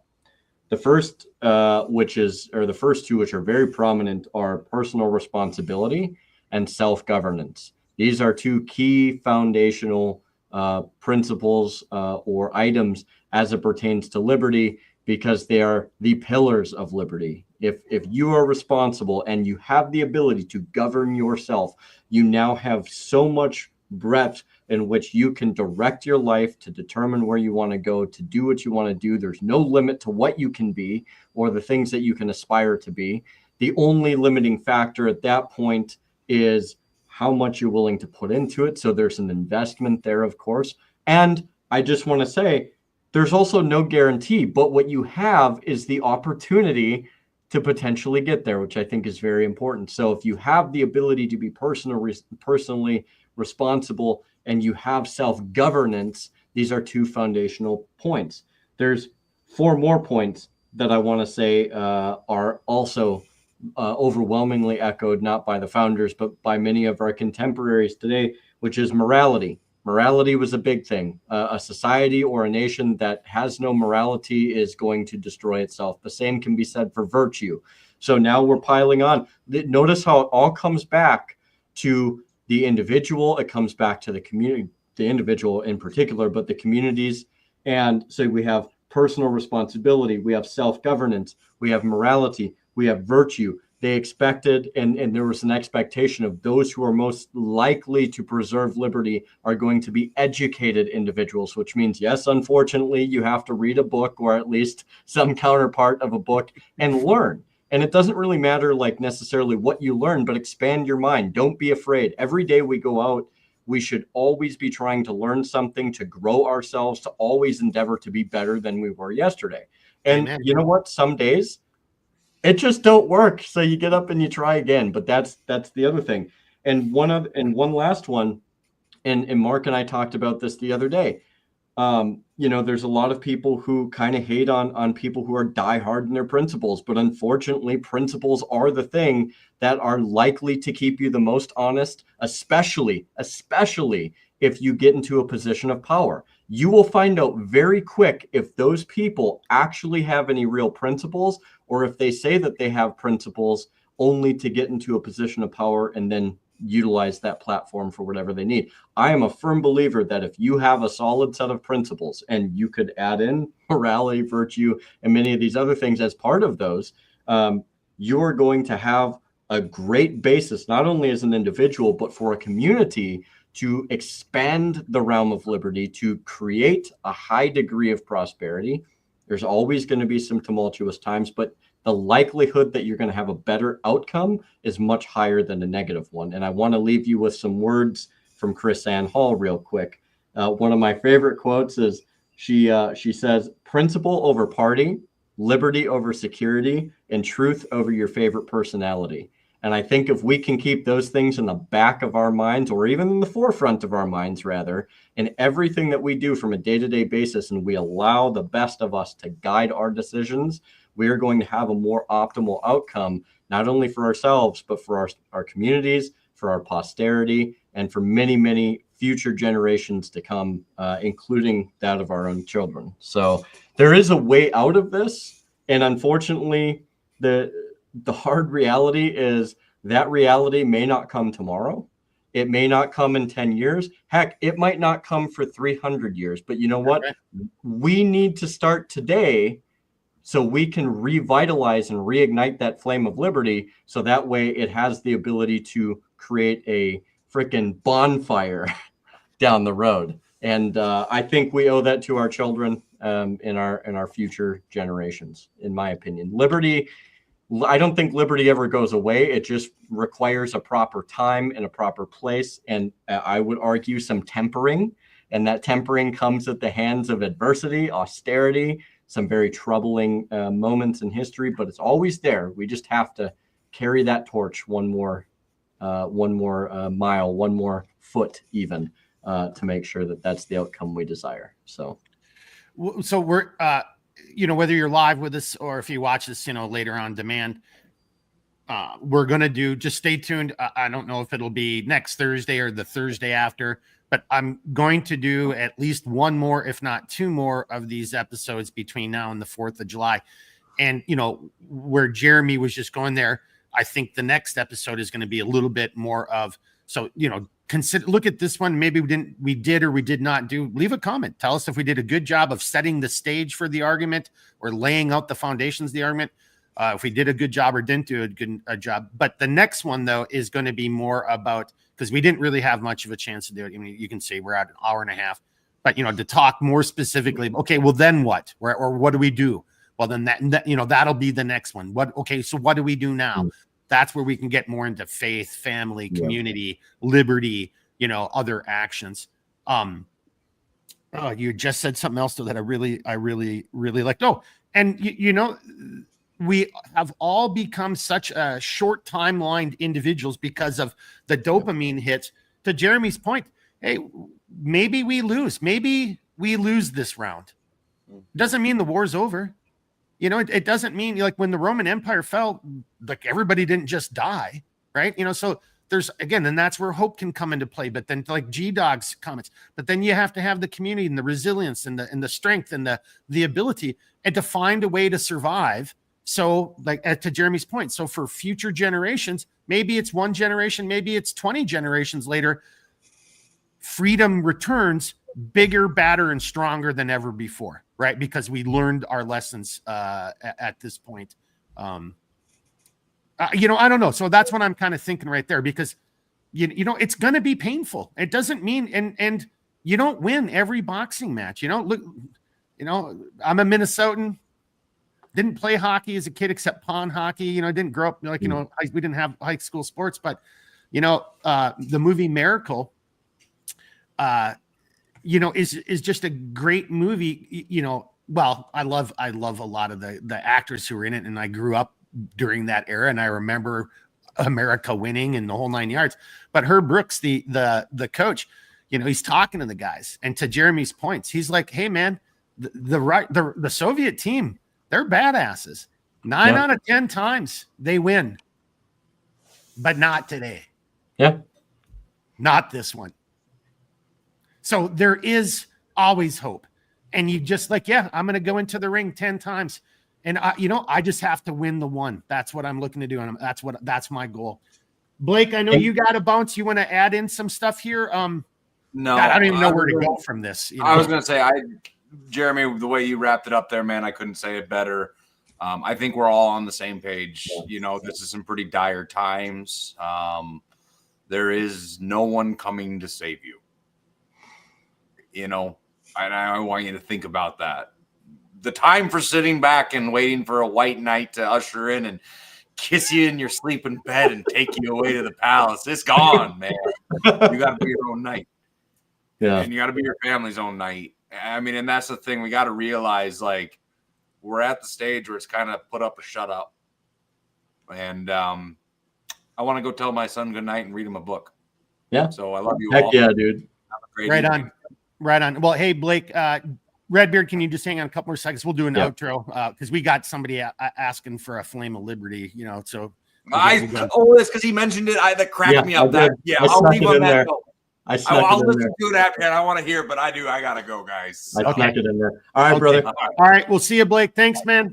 See you guys. Yep. All right. Hey, so before we go to Jeremy, again, so, it was really hard to collect my thoughts to how we were going to do this. And I had a game plan and I failed miserably because this issue is so hard. There's so much. There's, some of it is so obvious, it doesn't require a definition because you just know it. But okay, well, how do you define something that you just know? Right. So, and I try to lay out some, what I think are pretty clear, current events and some a little bit more historic that clearly indicate that, no, we're in a war. There is a war going on right now for the future of humanity. And we're in a battle, right? So again, doesn't mean we may lose this battle because we're losing a lot of it right now, in my opinion. And I'm not so give up and burn down the house. I'm not saying anything like that. No, now is the time to work harder so you can survive the coming storm. If we do lose this battle, and you can see it, boys and girls, you can see it happening in Europe. You can see it, Australia, New Zealand, and, it happened over there. It's still happening. In all the areas where, there's a flame of liberty, it's being snuffed out. And you can see it happening in America. Evil so desperately they are working overtime while the rest of us are just like, I just want to be left alone. I work 2 freaking jobs, or I'm a small business owner. I just want to be left alone. and you can't keep up with everything. And that's, I really think, one of the things I just realized that was all by design. And the other thing that's by design is whatever is going on inside of our government is a rot, and it has to be done away with. Dan Bongino and Kash Patel. I don't know about Pam Bondi. I didn't really like her as a choice anyway. She's kind of an anti-2A person, so I really wasn't a fan of hers. Kristi Noem kind of doing the same thing. Tulsi Gabbard seems to be doing pretty good. You know who I just watched the other day who I thought is doing pretty damn good? Well, two guys. RFK Jr., that guy, he's slaying it, and so is Rubio. Rubio eviscerated people in that hearing the other day earlier this week. That guy has amassed, he and Ron DeSantis. So there's still hope out there. We still have some politicians who are really statesmen and who really seem to care for people. I really think Donald Trump is one of them as well. But let's also face it. Donald Trump is a Democrat, boys and girls. He's not a conservative. He's his own form of Democrat. It's way better than what the alternative was. Had it gone the other way, we wouldn't be having this conversation right now. I really mean that seriously. Censorship would have been one of the first things that happened, and we would have been done with. So just two things, and I'm going to bring it to Jeremy. This is Aristotle's definition of tyranny. I just wanted to bring it out. And I should have played a clip, but go watch The Last of the Mohicans and go to the fort scene where Chingush Cook and Nathaniel are breaking the news to the militia that the British aren't going to let them go defend their forts. And that kind of, I call him the Sam Adams character. I don't know what is real, but he's not Sam Adams, but you can see the dawning of the revolution. He's like, hey, if they're just going to pick and choose what laws that they're going to follow and when to apply them, well, that's tyranny, and I'm not going to live under that yoke. You can see that seed germinating right there in that movie. Aristotle, definition of tyranny, that arbitrary power of an individual which is responsible to no one and governs all alike, whether equals or betters, with a view to its own advantage, not to that of its subjects, and therefore it's against their will. No free man willingly endures such a government. You could make an argument that that's kind of part of the playbook too. Just wait for some person to actually take up arms. That's what they want. You can see it. It's a trap. Colonel Akbar, it's a trap. They're just waiting. They hide and don't discuss all the crazy people doing stuff in the name of their views and their politics. All it takes is one person to say, I'm doing this, and it's going to be all over the media. It may come to that at some point in time. It really might. But in the right here, right now, the first person who does that, they are going to use it to shut down and everything and take away so many liberties. Wouldn't even be surprised if they false flagged it, to tell the truth. And on that note, Thomas Babington Macaulay. All right. This is from Horatio at the Gates. I just want to say this because it's to get into people's thought process, because this has been resonating with me. Then outspake brave Horatius, the captain of the gate. To every man upon this earth, death cometh soon or late. And how can man die better than facing fearful odds for the ashes of his fathers and the temples of his gods? Jeremy? So I'm going to read a quote real quick too, seeing as you had two really good ones. And I've read this one before. I think I read it to you also, but there's one by Daniel Webster. And you know how I think very highly of Daniel Webster, because for anybody that doesn't realize, like, back in the day during the whole just tell his story real quickly in case they didn't see your podcast. They haven't heard it. Just tell that story real quickly. And I'm really, really simplifying this. I highly encourage people to actually research Daniel Webster a little bit more. But it's my understanding that he was still only a teenager. I think he was 14 when he wrote his first dictionary. And that was back around the time of our revolution, right? 14 years old, and the guy wrote a dictionary.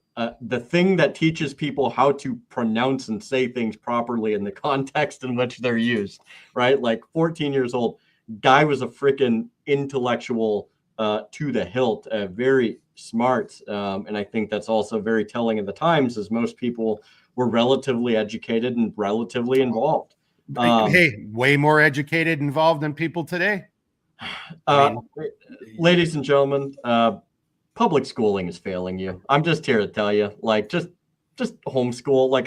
Like most parents don't think that they could do better, but I'm willing to bet that if you actually tried, you could probably do a heck of a lot better. And there are resources out there to where it will help augment your child's education. I promise you, they are out there, and they're actually cheaper in many ways than what you pay up front for the public school system.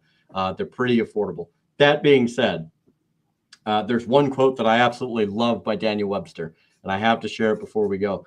It is hardly too strong to say that the Constitution was made to guard the people against the dangers of good intentions. And as we all know, politicians love their good intentions. There are men in all ages who mean to govern well, but they mean to govern. They promise to be kind masters, but they mean to be masters. They think there need be but little restraint upon themselves. The love of power may sink too deep into their own hearts. Like, if you just stew on that for a moment, like, it really makes you realize. And the crazy thing is, even Washington was well aware of this. And he had even mentioned during his time of presidency, like, dude, like, if I start getting way too far afield, like, you guys need to do something about this. He's like, do not allow this to take place. Do not. And the Whiskey Rebellion was one of his greatest. It was one of his greatest regrets. In hindsight, at near the end of his presidency, he was like, I never should have done this. I handled it totally wrong. It never should have been dealt with in the way that I did. And I can't go back and undo it, but we need to learn from this. And we do not. I don't care what anybody says. Contemporarily, even today, we do not have somebody like that, or have had somebody like that in the White House for centuries. Okay. And I can say centuries because we are that old. We're not that old, but we are old enough to say that. And I just think that level of foresight really should be the goal, whether it's the presidency or whether it's at a community level for the city council or the mayor or whatever the case is. Like, those are the people that we should be looking for. And a lot of those people are going to come from the people right around you. So if you see somebody that is really trying to give it a go, and you like what they have to say, they seem to be really good on liberty, and I would say press them on it and make sure that they're at least fundamentally where they should be, then support that person, man. Because, like, in the end of the day, like, the reason a lot of these no names, and I hate to call them that way, but for all intents and purposes, the no names don't get anywhere, is because a lot of people are too afraid. Well, if we give them this vote, it's going to be a wasted vote. Well, it's only a wasted vote because you keep voting in the same stupid people all the time. So make that vote worth something and put one of your own people there that actually care, that actually know what the needs of the community are, and then you can move forward. And I think, also be mindful of the fact that everybody is, we're all dispositioned to potentially yield to some type of temptation. It just, do we have decent people around us to help us avoid that? So I kind of want to leave it there. I had to share that quote though, Mark, because I know I've said it to you before, and I absolutely love that quote by Daniel Webster. So no, so that and the Chris Ann Hall, I'm going to ask you to text them to me, and I'll get them over here and added to the ticker, because those are great. And those are great stories. But, just on your note, and then I want to, if you're willing, final comments on your side, and then take us out. We've got that, flame of liberty. But, one of the things right there that, everything you just talked about, just reminded me, again, another little clip I saw. I've got to stop watching news or reading articles on it's just pretty much brain cancer. Well, it's just, it's everywhere. And, here's a representative just saying the thing out loud, a blue state, I think it was New York. And she's straight up talking about, we need to have this, because how else am I going to redistrict? How else are we going to redistrict so we get more, seats? Nothing about the country. Nothing about the state, nothing about the city or the community, the district, the borough or whatever of that city. None of that was in her brain. It was all about, we need to manipulate this so this political party can be in charge. So I make hundreds of thousands of dollars a year. So boys and girls, I didn't even mention that. How is it, high end, you're making like 174, 170 or 170, call it somewhere between 170 and 180,000 a year. Yeah. I think on the high end, because it's not all the same, right? Or you're starting off in the 160s, 160. Yeah. And that's not enough money. You can't live on that. Man, if I had 160,000 a year right now, I mean, Jeremy, all I would be saying is I'm Rick James biatch. That's all I would be saying all day long, every day. I'm Rick You wouldn't James. say anything, but there would be signs. Okay, well, yeah, okay, there would be that, right? That's a lot of effing money to most Americans. Yeah.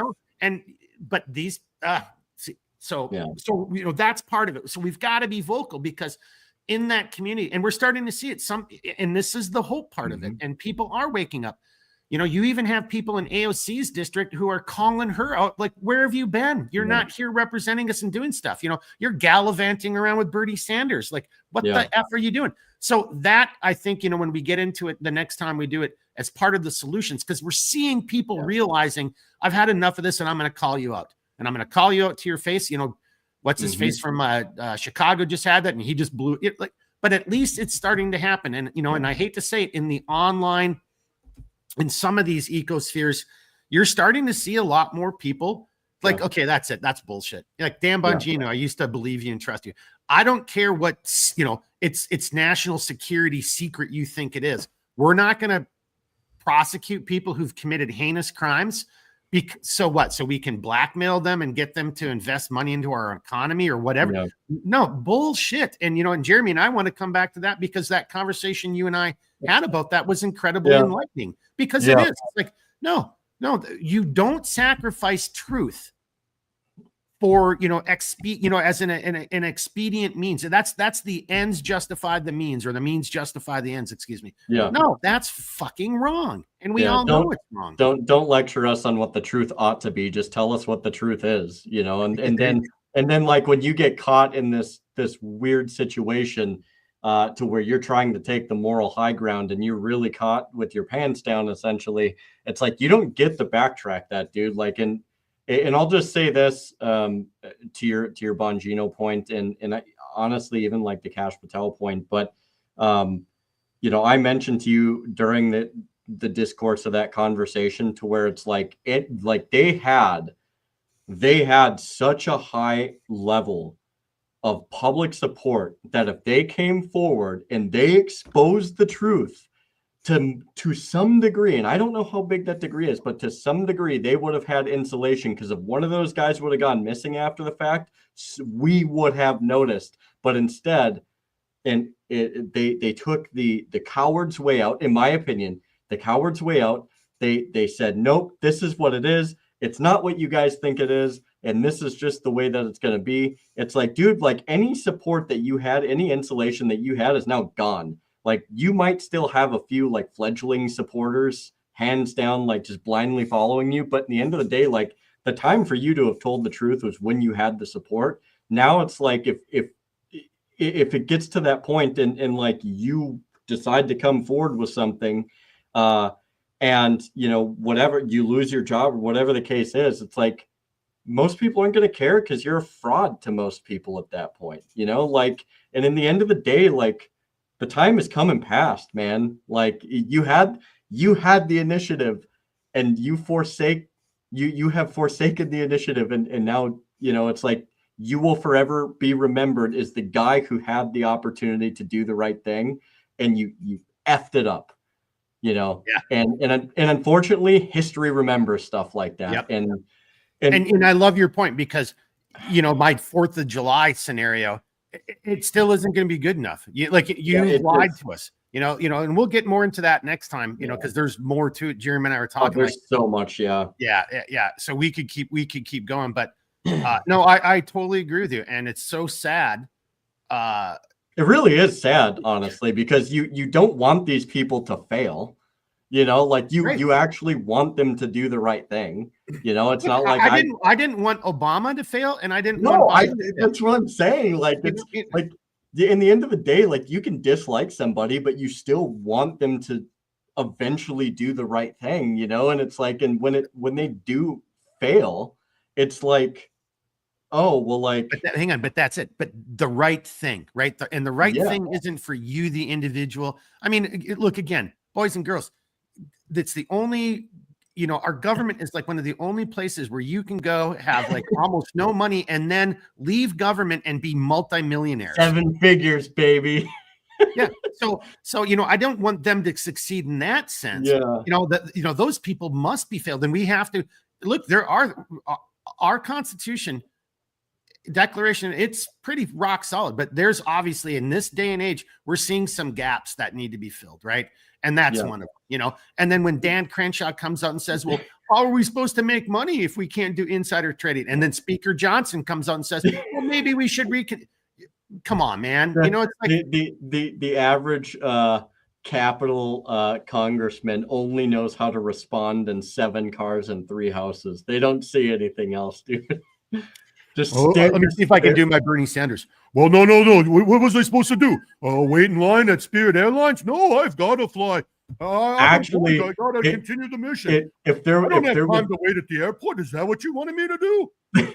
If there was ever a time to use privilege, like that's how they would stare at you, is in just sheer freaking privilege. Just like, I don't know what you're talking about. I'm not, I'm certainly not rich from like the 3 months I've only been here, like, and to be fair, that was AOC's net worth. Like, she wasn't even there, I think, like a full year, and her net worth like shot through the roof. It's like, dude, like, how did you go? Like, I'm pretty sure, didn't she work at a bar during college? It's like, how did you go from working at a bar? There's another stereotype, or not stereotype, but she wants to present just like so many, like, oh, I'm a working class. No, you're not. Her family's rich. She grew up in a rich part. And look, and there's nothing wrong with that. Right. But what's wrong is pretending that you're one of, no, dude, like we didn't. And did you run your campaign on like, I'm poor, so elect me? If that's what your campaign was on, but come on, man, that's not why we elected you, or if she even was elected, Dude, it's just wild though that like you can walk into Capitol Hill and just come out just loaded. But in the end of the day, all you have to do is sell out your personal responsibility, your self-governance, your morality, your virtue, your education, your principles, and everything else that goes along with it. And if you can do all that and still sleep at night, well, I guess you have a pretty successful career in Washington, D.C. Like, honestly, if you can just be bought, it doesn't even have to be for that much. Like, dude, you're going to succeed 100%. Like, you're totally going to succeed. And then, so on that note, and I'll bring it back over to you for, closing statements and then the outro, but that's part of this war that we're in, this, this new form of warfare, what we're even talking about right there. Rules for thee, but not for me. None of these people think it's wrong. They don't care that they're making all this money. They're not mad about the fraud, waste, and abuse. They're mad that Elon Musk was shining a spotlight on the fraud, waste, and abuse. Yeah. All of that fat cash money, USAID, NGO scam, all that got exposed. The cockroaches scurried into the corners, and now they're not making as much money. I mean, and that's what's going on. So, I hate to say it. I know that's not an easy pill to swallow, but so many people in our society at certain levels, at levels of authority, it's been corrupted. Think about your schools. Think about your school boards. School boards act like you want to talk about tyrants. I mean, have you seen some of these school board videos? Who do these people think they are?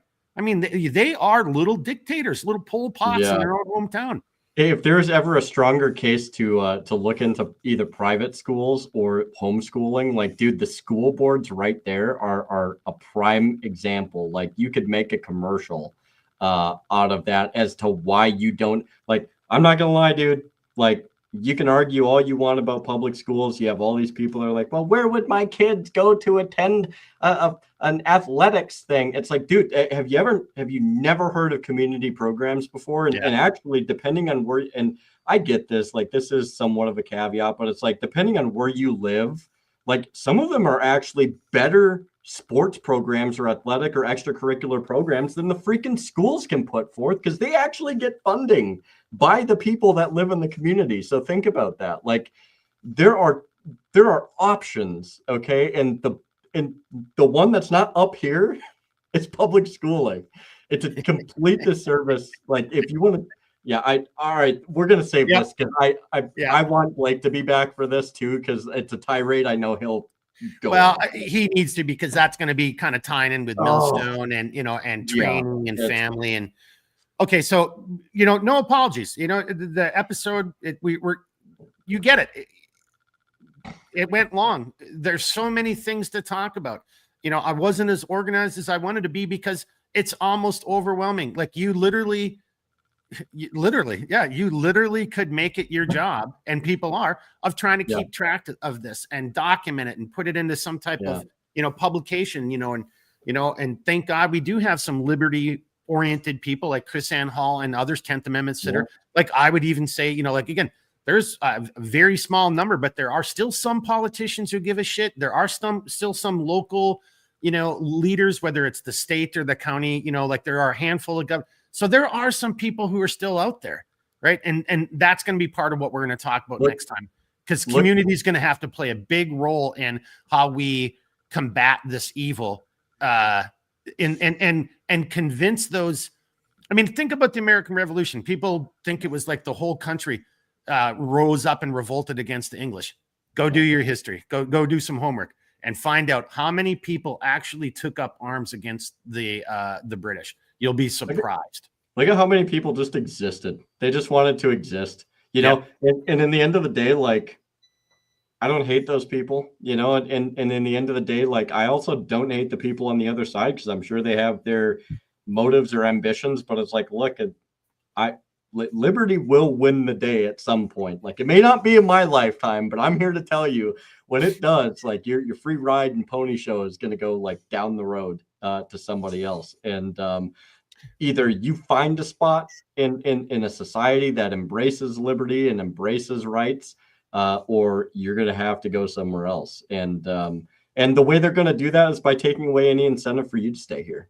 Because again, a lot of people aren't going to stay in a place like that because it implies personal responsibility.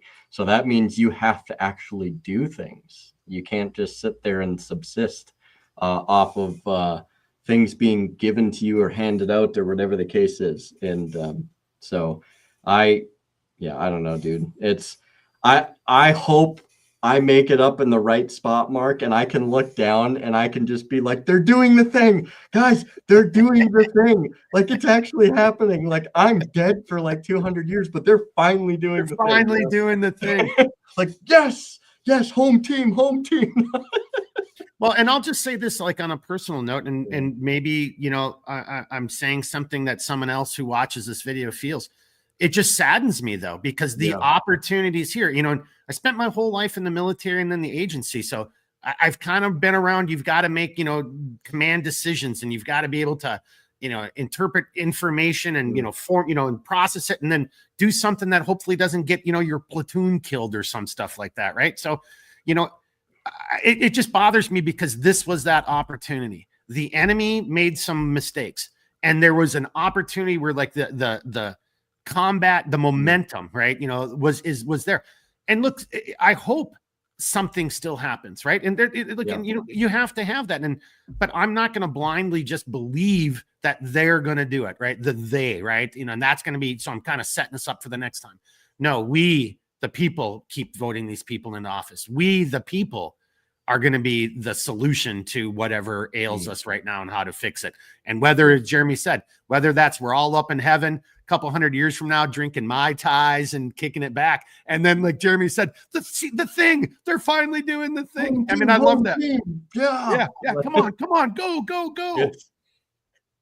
I total final note here. I don't know about you, Mark, but I would absolutely love to see like some type of a peace deal brokered between the United States and Russia that involved hockey to some degree. They talked about it. Like, they are talking about like having US and Russian hockey teams. I'm here to tell you, sports, food, and only a handful of other things will ever bring people together that way. And I hope that to some degree, like, we get to see a really good hockey game out of this in the end of it.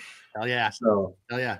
All right. Hey, boys and girls, thanks for staying with us here tonight. At the end here, we're kind of just having a little bit of fun. It's an incredibly serious conversation. So maybe this is a little bit of the, all right, now I need to unwind just a tad bit. And I apologize if we put you in that position.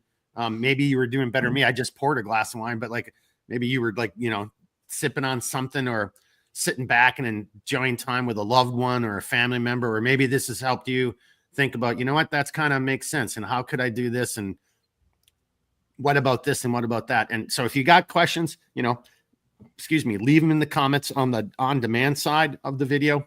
Do the best to respond to them, reach out, give me a call, whatever, or send send an email and say, hey, when you guys do part 2 of this, because we're going to, again, if it's just me, I know Redbeard and Blake they want to, but maybe schedules don't work out, but I really want to try to work it around their schedules because I want them back, because the next phase and what I think all 3 of us really want to talk about is, okay, all right, that was all the dark, dangerous, scary stuff. Now let's talk about, let's start shining that flashlight. Let's start moving the clouds, letting some sunlight come in, and let's talk about, okay, so what do we do? All right, that's all great, Mark. Yeah, the world sucks. We all know that. So what do we do? I'm not saying I've got a cookie cutter or one solution, but I think there's a couple areas, again, faith, family, community, liberty. If there's some, well, Jeremy, and I love the thing that you're bringing out. I'm like, again, that list of these principles, morality, principle, there's areas in which we can start gaining beachheads and start driving evil back. And I think that's what we'll focus on the next time. Yep. Some of it's a little bit more hands-on-y, but I think of a lot of it's all right here and right here. And that's going to be really important for us in the days going forward. On that note, Redbeard, I'm going to turn it back over to you. And why don't you take us out? Hey, Husky Bunch, I just saw you saying good night. Thanks, Husky Bunch. And then I know somebody else already tapped out too. So I know it's a Minnesota goodbye. We went a little long, but you guys are used to that by now. All right, Redbeard, take us on out, sir.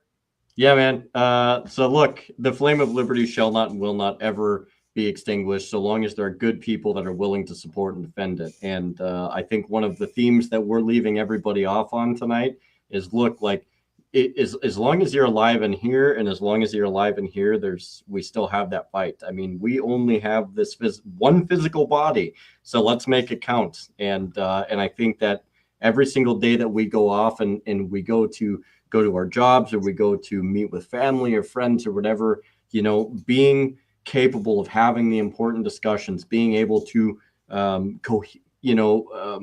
would say reasonably, to reason properly these discussions and the different issues in a way that's not going to just turn somebody away, close them down, because we want to capture those people in that discussion, not push them away. So we need to be able to open this new front. We've got to use our mind. We've got to use our heart. A little bit of empathy never hurts, as Mark and I have always talked about. And just be decent to each other, and realize that it starts in 2 places before it gets anywhere else. Liberty starts in 2 places. It starts in here. It starts with us, right? It starts in our family or our home.